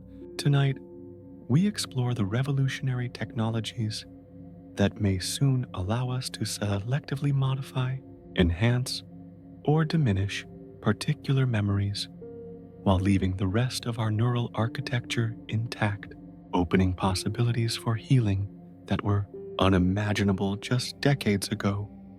There is something almost musical about the precision of optogenetics, a revolutionary technique that allows scientists to control specific neurons using pulses of light. Picture, if you will, researchers inserting genes from light-sensitive algae into brain cells, essentially installing biological light switches that can turn individual neurons on or off with the flash of a laser. This technology has enabled the creation of memories that never existed, and the deletion of memories that once seemed permanently etched into neural circuits. In landmark experiments with laboratory mice, scientists have used optogenetics to create what they call inception memories, false recollections of experiences that never occurred. By stimulating specific hippocampal neurons during a neutral experience while simultaneously activating fear circuits, researchers can create lasting memories of danger in environments that were actually safe. More remarkably, they can reverse this process using light to eliminate fear memories by selectively silencing the neurons that encode them. Meanwhile, across the vast expanse of neurotechnological development, scientists are refining chemogenetic approaches that use designer drugs to activate or silence specific neural populations. These DREADs, designer receptors exclusively activated by designer drugs, allow researchers to temporarily modify the activity of memory-related brain circuits with pharmaceutical precision, offering potentially reversible approaches to memory modification that could be safer for therapeutic applications. The emerging field of closed-loop neurostimulation represents another remarkable advance in the memory editor's toolkit. These systems use real-time brain monitoring to detect when traumatic memories are being accessed and automatically deliver targeted stimulation to interfere with memory reconsolidation. The technology essentially creates a neural firewall that can weaken unwanted memories at the precise moment they become vulnerable to modification. Perhaps most intriguingly, researchers are developing nanotechnology approaches to memory editing using engineered nanoparticles that can deliver drugs or genetic modifications to specific types of neurons. These microscopic delivery systems can potentially cross the blood-brain barrier and target memory circuits with unprecedented precision. opening possibilities for memory therapies that work at the molecular level without affecting other brain functions.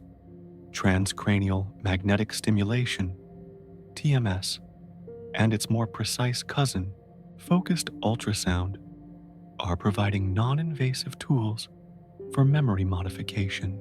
By delivering targeted magnetic fields or acoustic waves to specific brain regions, researchers can temporarily enhance or suppress memory formation and retrieval.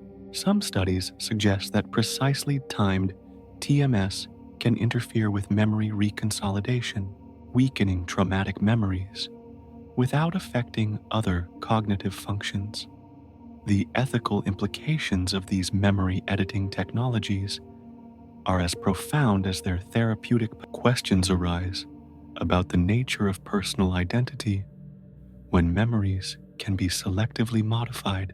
If traumatic experiences shape who we become, does removing their emotional impact fundamentally alter our authentic selves?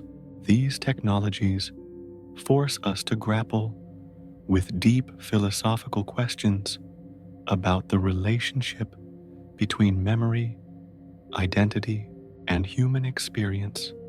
Research institutions worldwide are developing ethical frameworks for memory editing research and potential clinical applications. These guidelines emphasize informed consent, reversibility when possible, and careful consideration of the broader psychological and social implications of memory modification. The goal is to harness these powerful technologies for healing while preserving the essential integrity of human consciousness. Clinical applications are already beginning to emerge from this research. Early trials are testing whether targeted memory modification can help veterans with PTSD, individuals with phobias, and patients with addiction by weakening the emotional associations that drive problematic behaviors. These approaches promise more precise therapeutic interventions with fewer side effects than traditional psychiatric medications. The technology raises fascinating questions about enhancement as well as treatment. Could memory editing technologies be used not just to eliminate unwanted memories, but to enhance positive ones? Might we someday be able to strengthen memories of learning experiences, deepen emotional connections to loved ones, or intensify the recall of meaningful life moments? As we drift deeper into this technological frontier, we must consider the social implications of widespread memory editing capabilities. In a world where memories can be modified, how do we maintain trust in eyewitness testimony, personal narratives, or historical accounts? These technologies may require fundamental changes in how society approaches questions of truth, authenticity, and justice. There is something both exhilarating and sobering about standing at the threshold of an era when human memory becomes editable. The same technologies that promise unprecedented healing for trauma survivors also raise profound questions about the nature of human experience and the value of preserving both our joys and our sorrows as authentic parts of our life stories. The Memory Editor's Toolkit represents one of the most powerful sets of technologies ever developed for understanding and modifying human consciousness. As these tools continue to evolve, they will require unprecedented wisdom in their application, ensuring that our newfound ability to edit the stories of our lives serves not just individual healing, but the broader flourishing of human consciousness. Tonight, as your brain continues its natural work of memory processing and selective forgetting, you can appreciate that these same neural mechanisms that operate during healthy sleep are the foundation upon which humanity's most advanced neurotechnologies are built, promising a future where the burden of overwhelming memories need not be carried alone. In the gentle paradox of education, one of the most profound discoveries of modern learning science is that forgetting is not the enemy of knowledge, but its most essential partner. Tonight, we drift into the remarkable realm where educators and neuroscientists have discovered that effective learning requires not just the ability to acquire new information, but the sophisticated capacity to unlearn outdated concepts, release irrelevant details, and make space for deeper understanding to emerge. There is something almost musical about the relationship between forgetting and learning that researchers have begun to illuminate. Picture, if you will, a student struggling to understand a new mathematical concept while their mind remains cluttered with half-remembered formulas from previous lessons that no longer apply. Learning scientists have discovered that this cognitive interference is not a sign of poor memory, but evidence of a learning process that hasn't yet engaged the brain's natural capacity for selective forgetting. The phenomenon known as desirable difficulties reveals how strategic forgetting enhances learning outcomes. When students are forced to retrieve information from memory after a period of forgetting has begun, they demonstrate stronger long-term retention than those who practice continuous review without forgetting intervals. This suggests that the temporary inability to recall information, that frustrating feeling of having forgotten something you once knew, actually strengthens learning by forcing the brain to reconstruct knowledge rather than simply accessing it. Meanwhile, across the vast expanse of educational research, scientists have identified the spacing effect as one of the most robust principles of effective learning. Information studied in multiple sessions, separated by periods of forgetting, is retained far better than information learned through massed practice. This distributed learning approach works precisely because it allows partial forgetting to occur between sessions, creating opportunities for the brain to strengthen memory traces through effortful retrieval. Perhaps most beautifully, researchers have discovered that forgetting irrelevant details actually enhances the extraction of general principles and abstract concepts from specific examples. When students initially learn detailed information, but then gradually forget the surface features while retaining underlying patterns, they develop more flexible and transferable knowledge. This selective forgetting allows the mind to move from concrete memorization to genuine understanding. The concept of productive failure in mathematics education illustrates how strategic forgetting can facilitate deeper learning. When students are encouraged to struggle with problems before being taught efficient solution methods, they often develop more robust understanding than those who are immediately shown correct procedures. The initial confusion and partial forgetting of unsuccessful approaches creates cognitive conditions that make subsequent learning more meaningful and durable. Language learning provides another compelling example of how forgetting enhances acquisition. Students who learn vocabulary through expanding intervals, reviewing words just as they begin to forget them, show superior long-term retention compared to those using fixed review schedules. This approach harnesses the brain's natural forgetting curve to optimize the timing of retrieval practice, strengthening memory traces at the precise moments when they are beginning to weaken.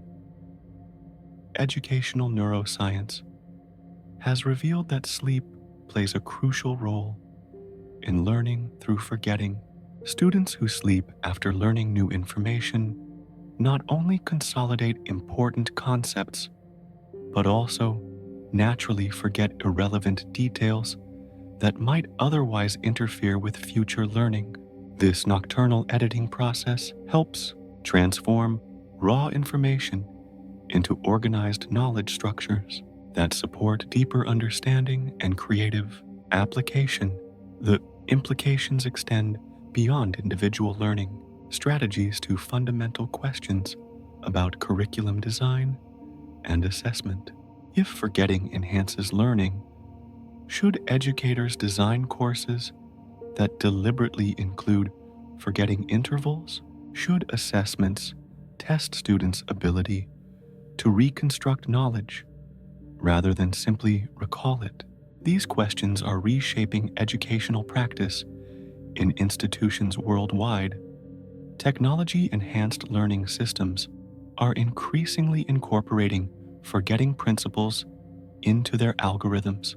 Adaptive learning platforms now track not just what students remember, but also what they forget and when, using this information to optimize the timing of review sessions and the selection of practice problems. These systems essentially digitize the brain's natural learning rhythms, creating personalized educational experiences that work with, rather than against, cognitive neuroscience. The concept of unlearning has become crucial in professional development and lifelong learning contexts as knowledge becomes obsolete more rapidly in our technological age. The ability to release outdated information and methods becomes as important as acquiring new ones.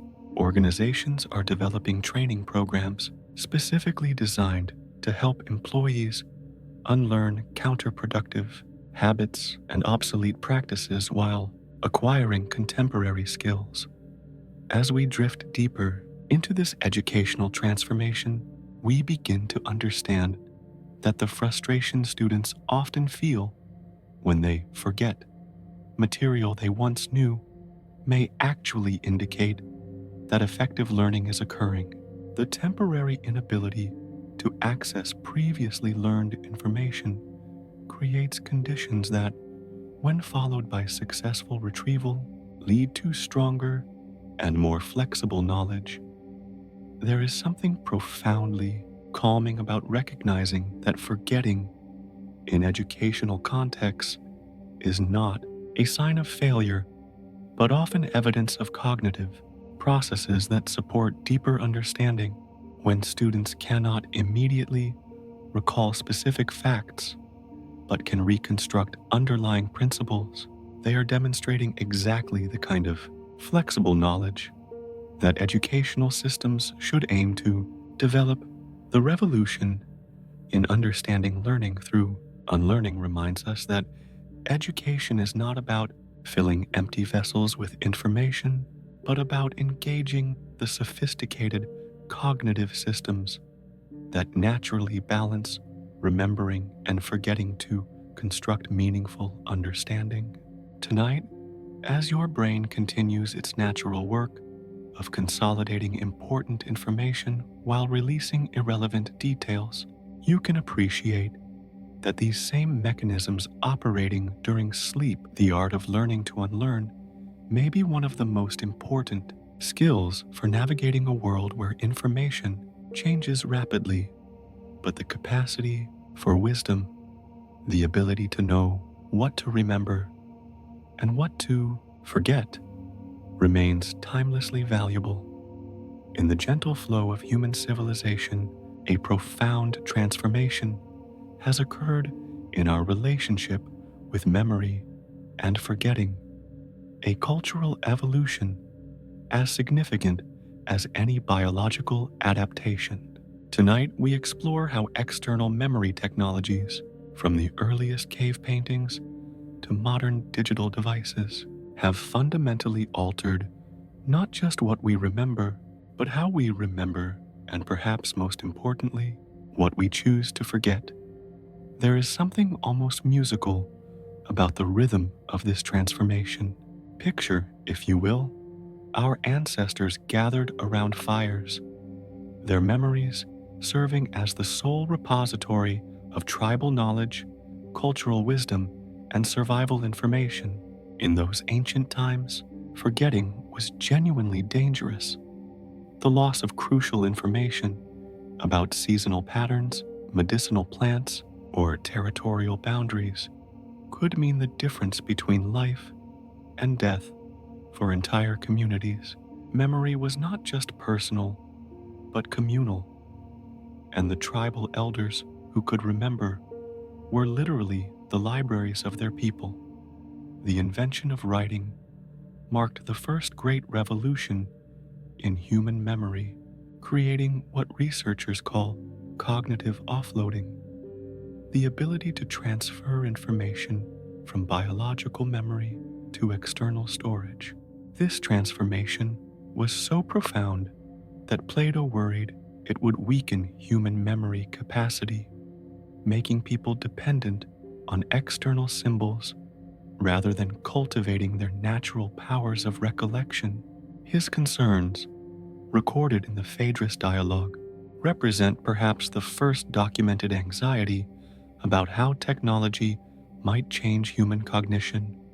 Meanwhile, across the vast expanse of recorded history, each new information technology has shifted the balance between internal and external memory storage. The printing press democratized access to information while reducing the cultural premium on individual memorization. Libraries became external memory systems that could preserve knowledge across generations without requiring human carriers. The telephone reduced our need to remember addresses and phone numbers, while calendars and planners took over the mental burden of scheduling and time management. The digital revolution has accelerated this cognitive offloading to unprecedented levels.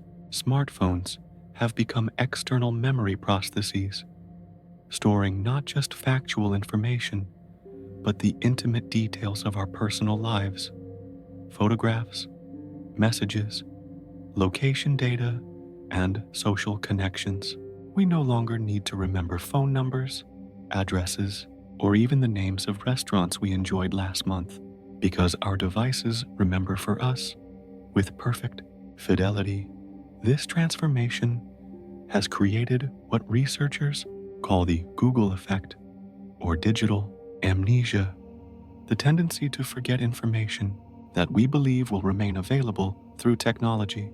Studies show that people are less likely to remember information they think they can easily access online, but more likely to remember where to find that information.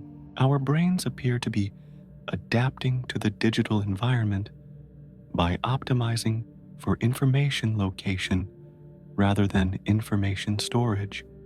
Perhaps most remarkably, social media platforms have created external memory systems that never forget, digital repositories that preserve casual conversations, spontaneous thoughts, and fleeting moments that would once have faded naturally from individual and collective memory. These platforms have essentially eliminated the protective, forgetting that previously allowed people to outgrow embarrassing phases, recover from social mistakes, and reinvent themselves over time. The implications of this perpetual memory are profound for human development and social functioning. Adolescents growing up in a world where every mistake might be permanently recorded face psychological pressures that previous generations never experienced. The natural forgetting that once allowed communities to heal from conflicts and individuals to move beyond past errors has been replaced by perfect digital recall that can resurrect old grievances and mistakes indefinitely. Yet this technological transformation has also created remarkable opportunities for memory preservation and sharing. Families can maintain detailed records of their histories. Researchers can access vast databases of human knowledge, and cultural traditions that might once have been lost can be preserved for future generations. The same technologies that eliminate natural forgetting also prevent the loss of valuable information and experiences. The cultural evolution of memory has created new forms of collective remembering and forgetting. Wikipedia represents a kind of global memory system where information is continuously updated and refined by collective intelligence. Social media algorithms determine what information receives attention and what gets buried in digital obscurity, essentially creating technological systems that decide what society remembers and forgets. Educational institutions are grappling with fundamental questions about what students should memorize in an age of ubiquitous information access. If any fact can be retrieved instantly, should education focus on information storage or information processing? Should students learn to memorize or to intelligently forget? These questions are reshaping pedagogical approaches worldwide. As we drift deeper into this digital age, we begin to understand that we are living through a transition as significant as the agricultural or industrial revolutions. The relationship between human memory and external information storage systems is being fundamentally redefined, with implications for individual psychology, social dynamics, and cultural transmission that we are only beginning to comprehend. There is something both exhilarating and sobering about recognizing that we may be the last generation to experience the natural rhythm of remembering and forgetting that characterized human consciousness for millennia. Our descendants will grow up with external memory systems so sophisticated that the distinction between internal and external memory may become meaningless. The cultural evolution of memory challenges us to consciously decide what aspects of natural forgetting we want to preserve and what benefits of technological memory we want to embrace. As we navigate this transition, we must learn to design technologies that enhance rather than replace our cognitive capacities, supporting human flourishing while preserving the essential qualities of consciousness that make us beautifully, authentically human. Tonight, as your brain continues its ancient work of selective remembering and forgetting, you exist at a unique moment in human history, part of the last generation to experience pure biological memory, while also participating in the emergence of hybrid human technological memory systems that will shape the future of consciousness itself. Welcome to the cutting edge of memory science, where researchers around the world are illuminating the final frontiers of how your brain selects which experiences become permanent residents in the architecture of your consciousness and which are gently released into the vast ocean of forgetting. Tonight, we drift into the most current discoveries about memory selection, where molecular detectives are uncovering the precise chemical signatures that determine the fate of every thought, every feeling, every moment of your lived experience. There is something almost musical about the sophistication of research techniques that have emerged in recent years, allowing scientists to peer into living brains with unprecedented precision. Advanced neuroimaging technologies can now track individual memories as they form, strengthen, or fade, revealing the real-time dynamics of memory selection in ways that would have seemed like science fiction just decades ago.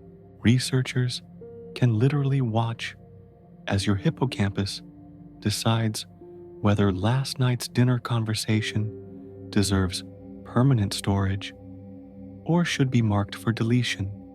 Picture, if you will, the revolutionary discovery of engram cells, specific neurons that encode individual memories and can be identified, manipulated, and even reactivated on demand. Scientists have learned to tag these memory cells with fluorescent proteins, creating a kind of neural GPS system that allows them to follow the journey of specific memories from formation through consolidation to eventual forgetting.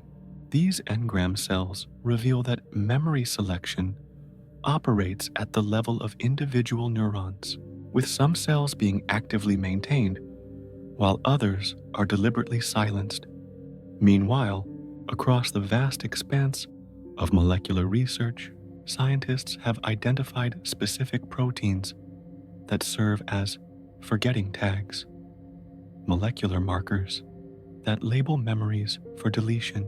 The protein known as RAC1 appears to act as a molecular eraser, actively dismantling synaptic connections that support unwanted memories. When researchers block RAC1 function, mice retain memories that would normally fade, confirming that forgetting requires active molecular machinery rather than simple passive decay. Recent discoveries have revealed the existence of forgetting neurons, specialized cells whose primary function is memory deletion. These neurons, found in regions like the dentate gyrus of the hippocampus, actively generate new cells that can interfere with existing memory traces, essentially creating biological amnesia for experiences that are no longer deemed relevant. This neurogenesis-mediated forgetting represents one of the brain's most elegant solutions to the problem of memory management. The field of epigenetics has contributed profound insights into memory selection by revealing how environmental factors can influence which memories are preserved.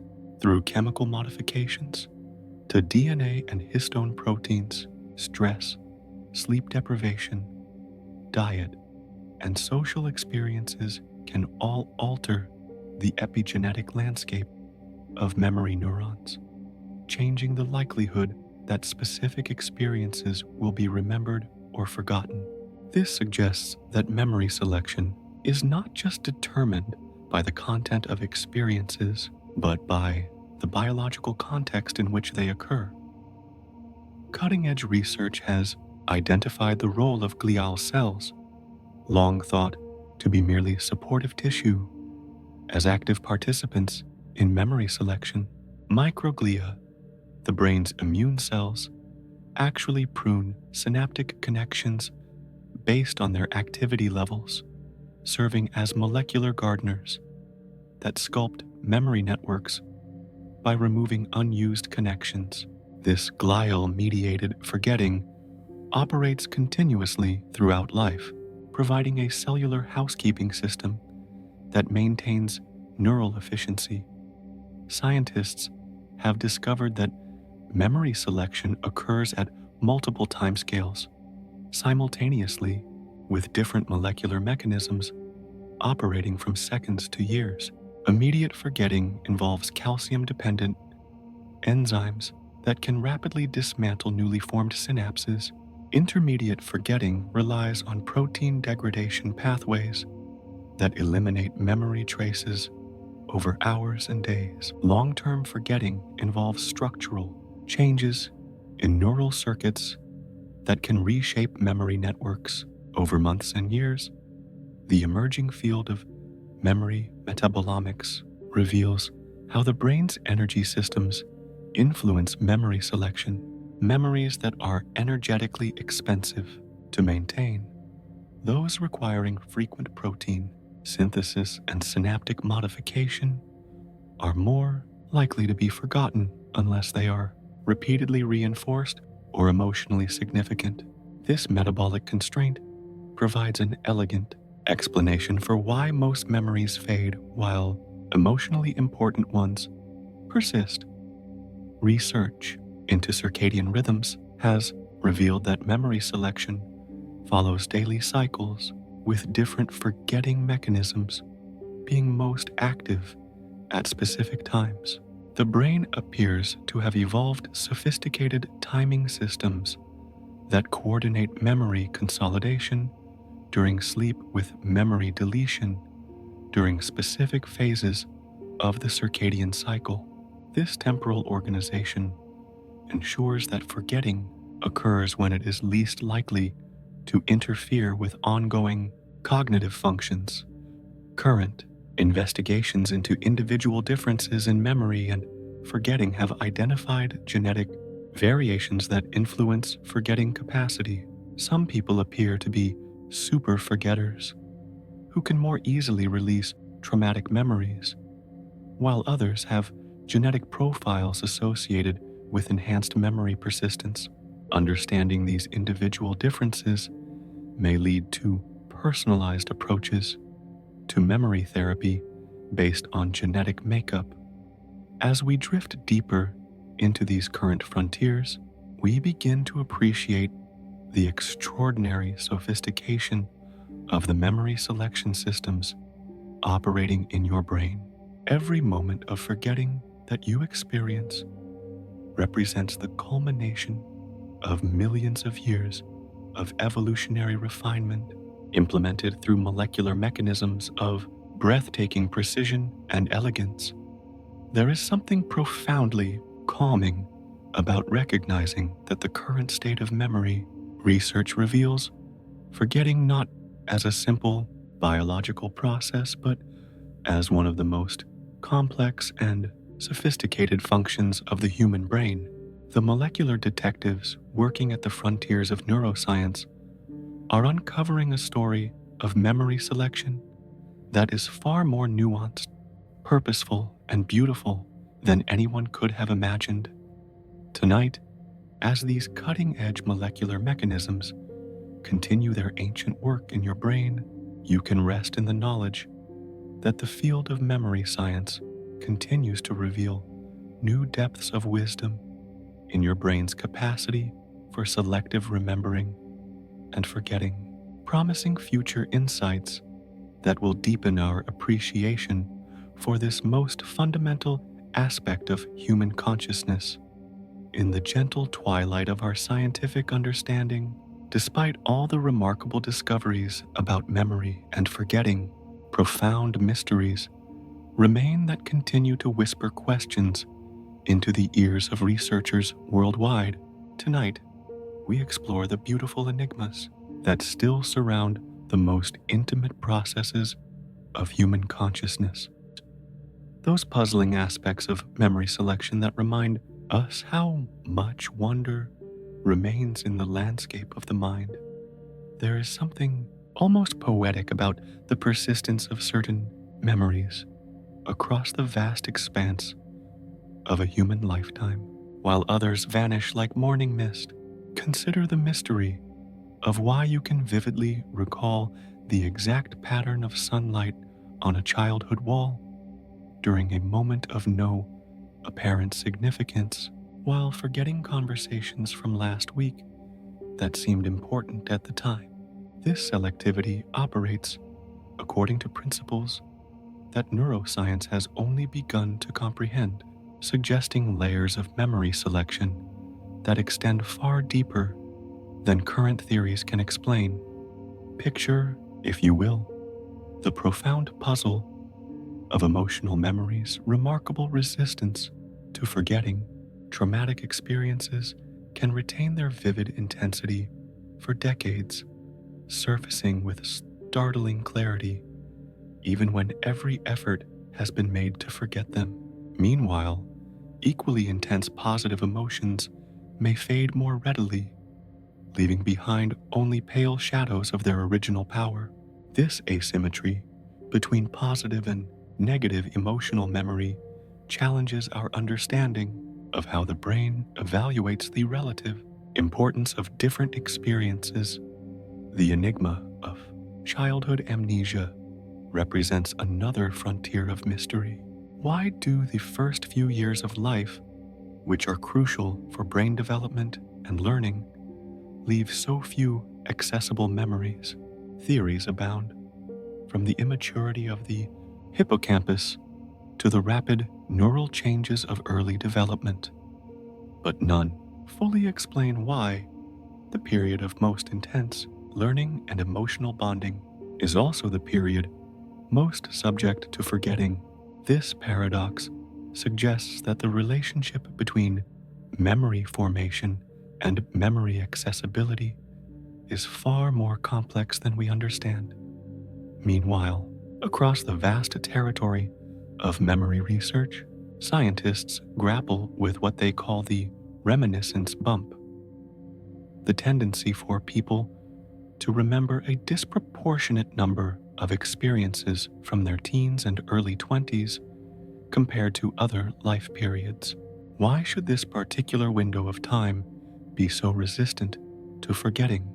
Current theories focus on identity formation and neural development, but the phenomenon remains more mysterious than explained, hinting at deeper rhythms in the human experience of time and memory.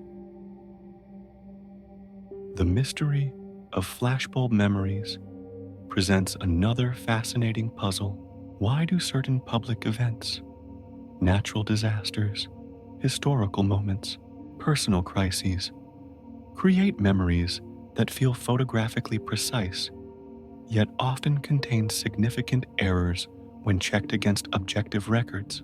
These memories possess the subjective quality of perfect recall combined with objective inaccuracy, suggesting that emotional intensity can create an illusion of memory preservation while actually creating a different kind of memory altogether.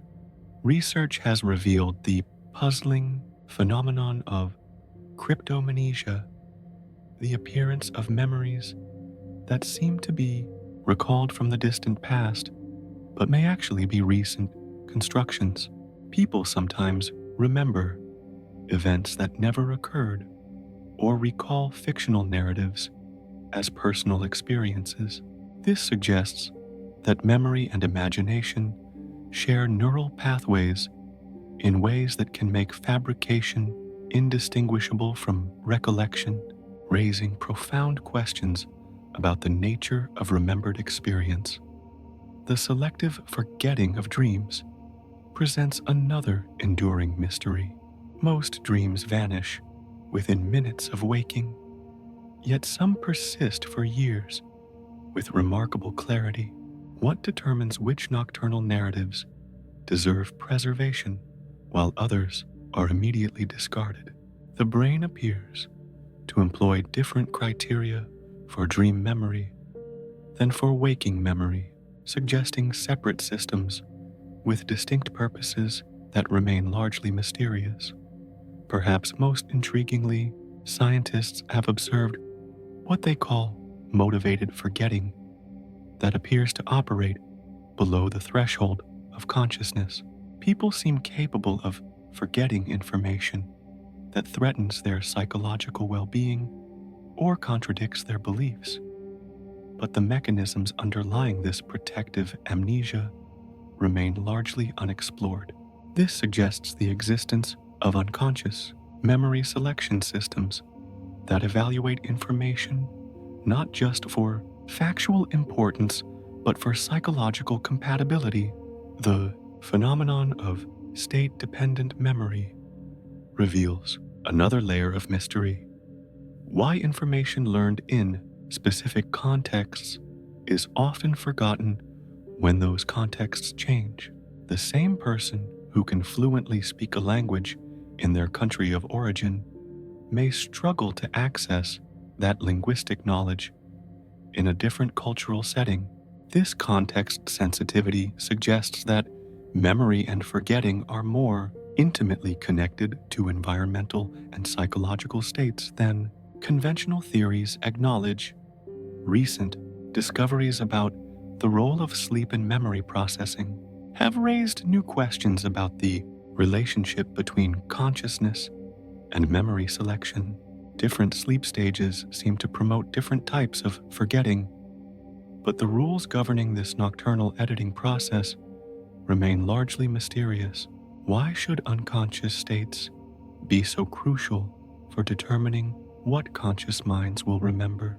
As we drift deeper into these mysteries, we begin to appreciate that the greatest questions about memory and forgetting may be philosophical as much as scientific. What constitutes the self that experiences memory? How do we distinguish between authentic recollection and constructed narrative? Why does consciousness seem to require both remembering and forgetting to function effectively? There is something profoundly beautiful about recognizing that despite all our scientific advances, the deepest aspects of memory and forgetting remain mysterious. These unsolved puzzles remind us that human consciousness continues to exceed our ability to fully understand it, preserving spaces for wonder and awe in our comprehension of the mind. Tonight, as your brain continues its mysterious work of memory selection according to principles that science has not yet fully illuminated, you can rest in the knowledge that you are participating in one of the universe's most profound mysteries, the transformation of experience into memory and memory into the evolving story of a human life.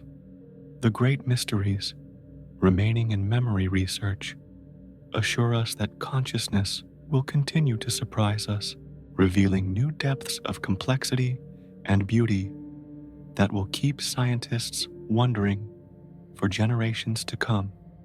Welcome to the threshold of tomorrow, where the science of memory and forgetting stands poised to transform human experience in ways that would seem miraculous to previous generations. Tonight, we drift into the emerging possibilities of a future where forgetting becomes not an accident of neural limitation, but a precise therapeutic tool, where memory editing transcends the realm of science fiction to become personalized medicine for the mind. There is something almost musical about the convergence of multiple scientific disciplines that is making this future possible. Advances in genetics, neurotechnology, artificial intelligence, and personalized medicine are creating unprecedented opportunities to understand and influence the delicate balance between remembering and forgetting at the individual level. We stand at the dawn of an era where memory therapy could become as personalized as cancer treatment, tailored to each person's unique neural architecture and psychological needs. Picture, if you will, the emerging field of precision forgetting, therapeutic approaches that will analyze your specific genetic markers, neural connectivity patterns, and memory formation tendencies to design individualized protocols for healthy memory management, just as precision medicine now tailors cancer treatments to the genetic profile of specific tumors.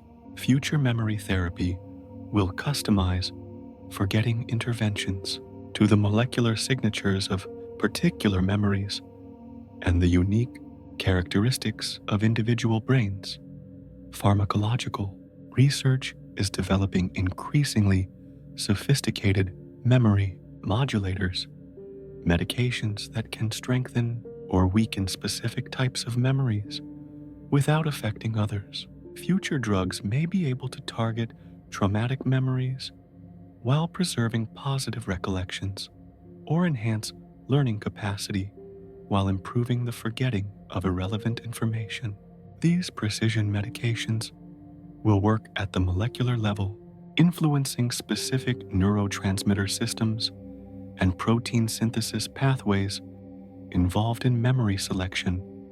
Meanwhile, across the vast expanse of neurotechnological development, brain-computer interfaces are approaching the capability to directly monitor and influence memory processes in real time. Future devices may be able to detect when traumatic memories are being accessed and automatically deploy targeted interventions to reduce their emotional impact. These closed-loop systems would provide continuous, personalized memory management that adapts to changing psychological needs throughout life. The integration of artificial intelligence with neuroscience promises revolutionary advances in understanding individual memory patterns. Machine learning algorithms will soon be able to analyze vast data sets of neural activity to predict which memories are likely to cause problems and recommend personalized forgetting strategies. AI systems may identify subtle patterns in memory formation and forgetting that human researchers would never notice, leading to insights that transform our understanding of memory selection. Virtual and augmented reality technologies are already being used experimentally to modify memories by providing new contexts for traumatic experiences. Future VR therapy may allow people to revisit difficult memories in safe, controlled environments where healing associations can be formed and traumatic emotional charges can be gradually discharged. These immersive technologies may make it possible to edit memories by providing new sensory experiences that compete with and eventually overshadow traumatic recollections. Gene therapy approaches to memory modification are moving from laboratory experiments toward clinical applications. Future treatments may involve delivering genetic modifications directly to memory-related neurons, enhancing their capacity for healthy forgetting or protecting important memories from age-related decline. These interventions could potentially prevent memory disorders before they develop or enhance cognitive resilience throughout the lifespan. The emerging field of memory prosthetics envisions external devices that could supplement natural memory functions, taking over storage of mundane information while preserving biological memory for emotionally and personally significant experiences. These devices would work seamlessly with natural memory systems, creating hybrid biological, technological memory architectures that optimize both remembering and forgetting. Personalized sleep interventions represent another frontier for future forgetting therapy. As our understanding of sleep's role in memory selection advances, it may become possible to design individualized sleep protocols that optimize the nightly process of memory consolidation and forgetting. Future treatments might use targeted stimulation during specific sleep phases to enhance the therapeutic forgetting of traumatic experiences while strengthening positive memories. The convergence of neuroscience and social psychology points toward future interventions that harness social and cultural factors to promote healthy forgetting. Community-based approaches may help individuals develop collective narratives that support adaptive forgetting of shared traumas while preserving cultural wisdom and identity. These social interventions would work with individual biological treatments to create comprehensive approaches to memory well-being. As these technologies develop, society will face profound ethical questions about the limits and appropriate uses of memory editing. Should parents have the right to modify their children's traumatic memories? How do we preserve authentic human experience while alleviating suffering? These questions will require careful consideration of values, rights, and the essential nature of human consciousness. The future of forgetting also raises questions about human identity and authenticity. If we can selectively edit our memories, what constitutes our true self? How do we balance the therapeutic benefits of memory modification with the importance of learning from difficult experiences? These philosophical challenges will require ongoing dialogue between scientists, ethicists, and society. As we drift deeper into these future possibilities, we begin to understand that the science of forgetting is approaching capabilities that could fundamentally transform human experience. The same neural mechanisms that operate naturally in your brain tonight may soon be precisely controllable through therapeutic interventions designed specifically for your unique needs and circumstances. There is something both exhilarating and humbling about standing at the threshold of such transformative possibilities. The future of forgetting promises unprecedented relief from the burden of traumatic memories while raising profound questions about the nature of human experience and the value of preserving both our joys and our sorrows as authentic parts of our life stories. Tonight, as your brain continues its ancient work of memory selection, you exist at a unique moment in human history, experiencing the last generation of purely natural forgetting while witnessing the emergence of technologies that will give future humans unprecedented control over the stories they choose to carry forward through life. In the gentle closing of our contemplative journey through the science of forgetting, we arrive at perhaps the most beautiful recognition of all, that your capacity to remember and forget connects you intimately to the fundamental rhythms of the universe itself.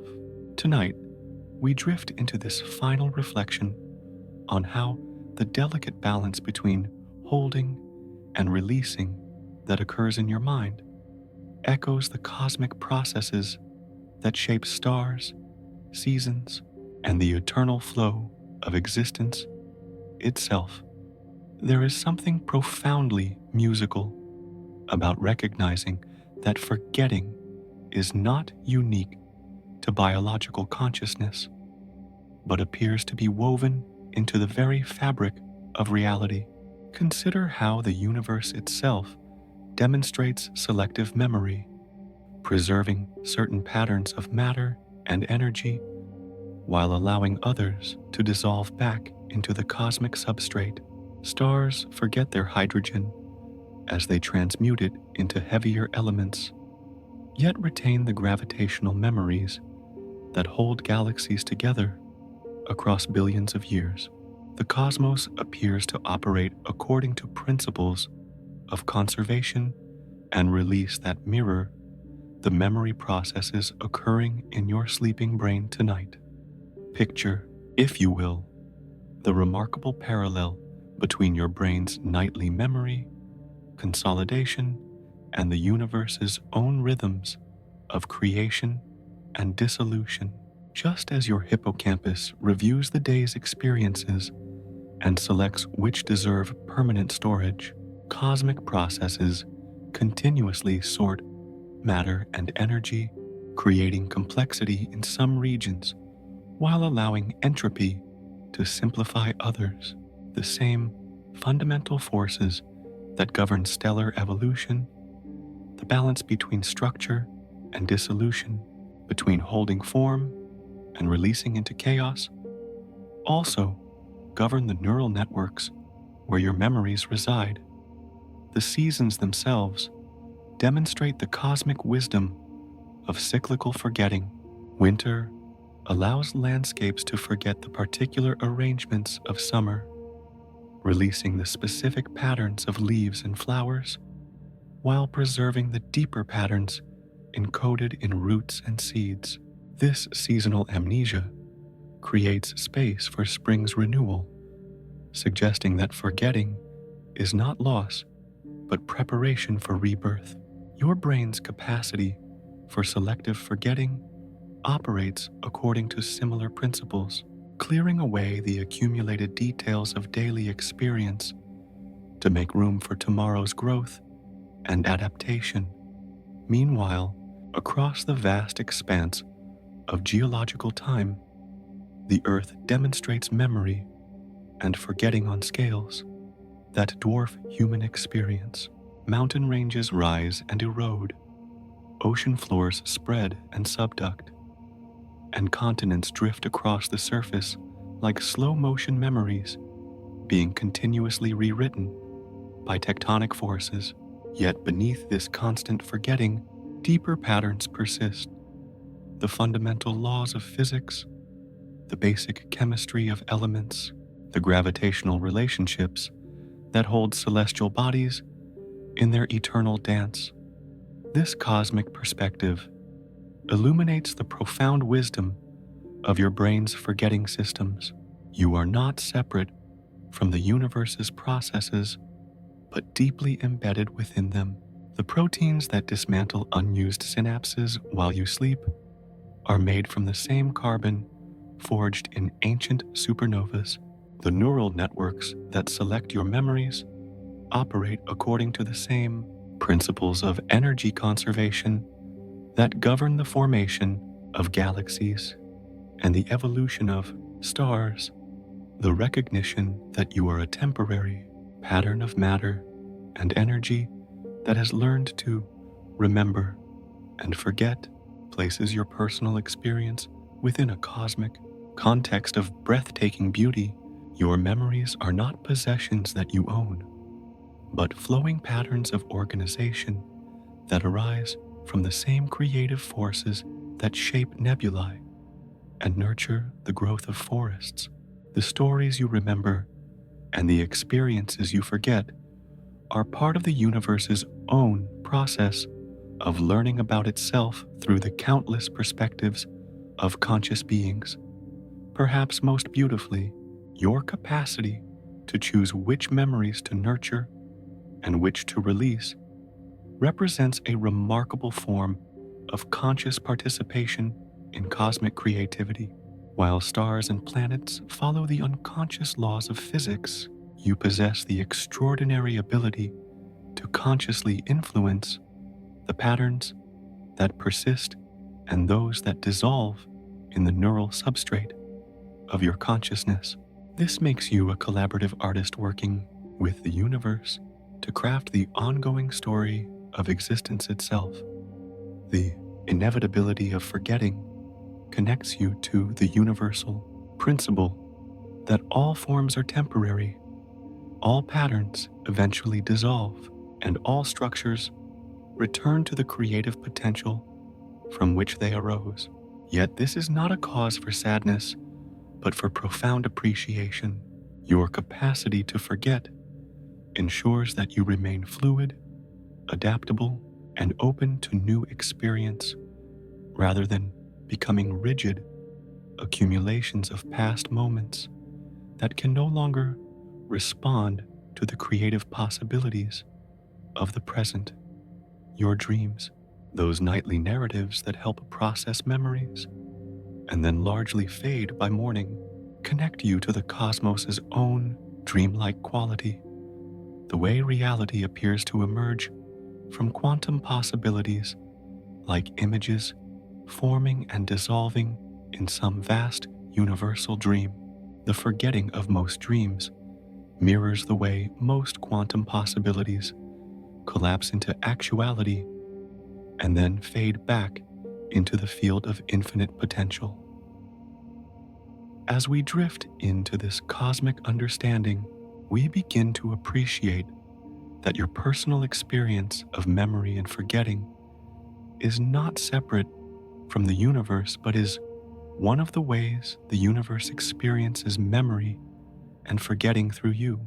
You are cosmos, becoming conscious of itself. Matter learning to remember and choose what to forget.